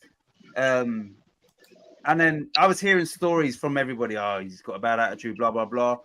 And then, you know, they released him. And it wasn't a surprise to me because they kept hearing about what's going on outside of football.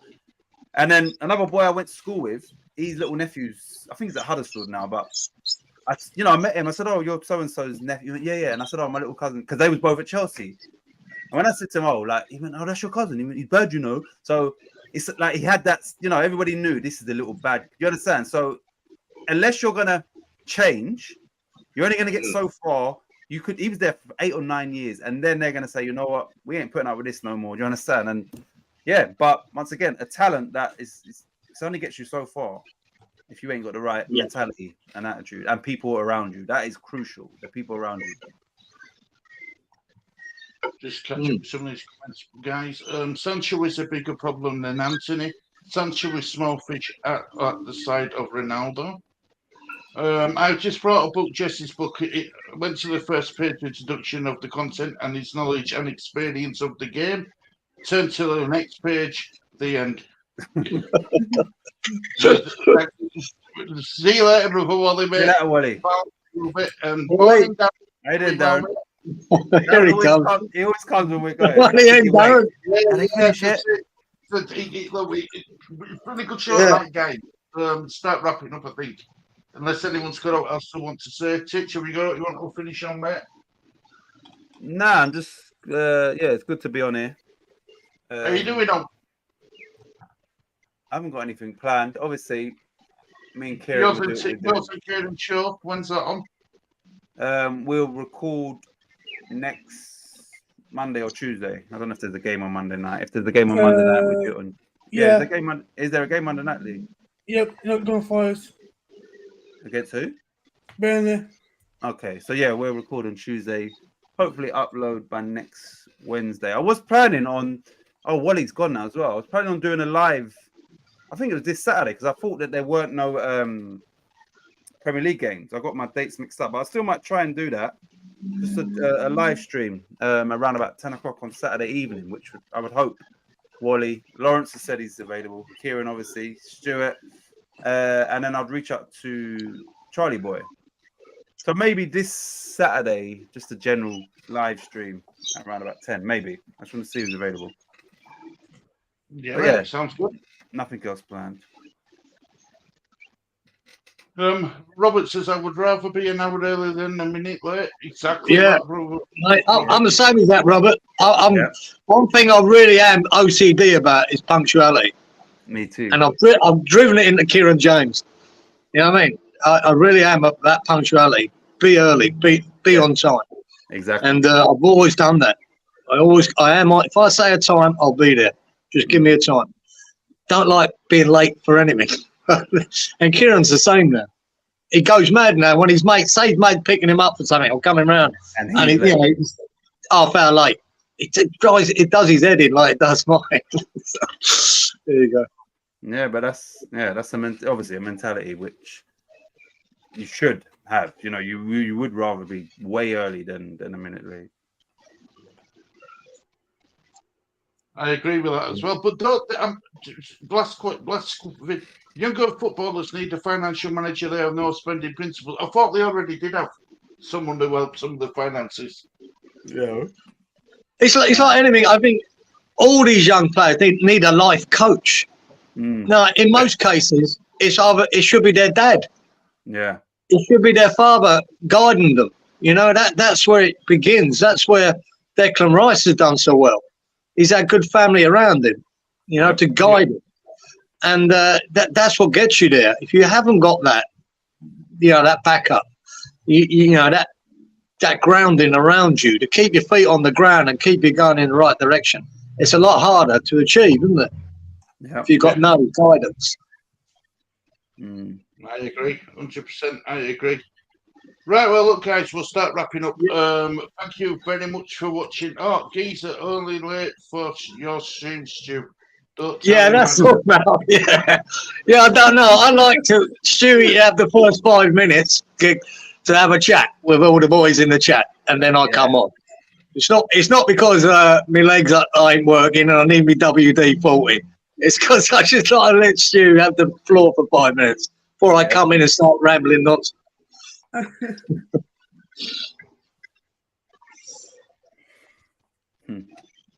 Absolutely, Malik, still a young 21-year-old released by London Blue Team Chelsea. All he did was buy Rolex watches clothes. Now selling them off to live. Yeah, wow. Crazy, Terrible. Absolutely crazy. It's crazy what's happened, and it's, you know, even his so-called property, for you know, like Michael Owen and Alan Motlow and John Terry, they've all made bad financial moves, haven't they? A lot of them have gone bankrupt. You know, through gambling and stuff, because they don't have no one to look up to help them through it. Anyway, look, we're going to wrap up there, guys. Thank you very much, Brother Cieran and Brother Titch, for joining us. Much appreciated. Lee, nice. Thank you for bailing me out, mate. Lee watches, and if he sees me sweating a bit, he'll jump in to give me an help. He'll help me out. He'll help me out. But yeah, look, guys, thank you, everyone. Much appreciated. So we'll be back on again next week. We'll have something to talk about with games as well. But I think we do all right. We do all right, don't we? We find stuff to talk about. And seem to enjoy it. Too much money too soon. Night, everyone. Enjoyable. Cheers, Mal. Cheers, Mally. Anyway, thank you for watching this edition. Same only one for to say. It's a goodbye from me. Goodbye. Ciao. See you later. Bye-bye.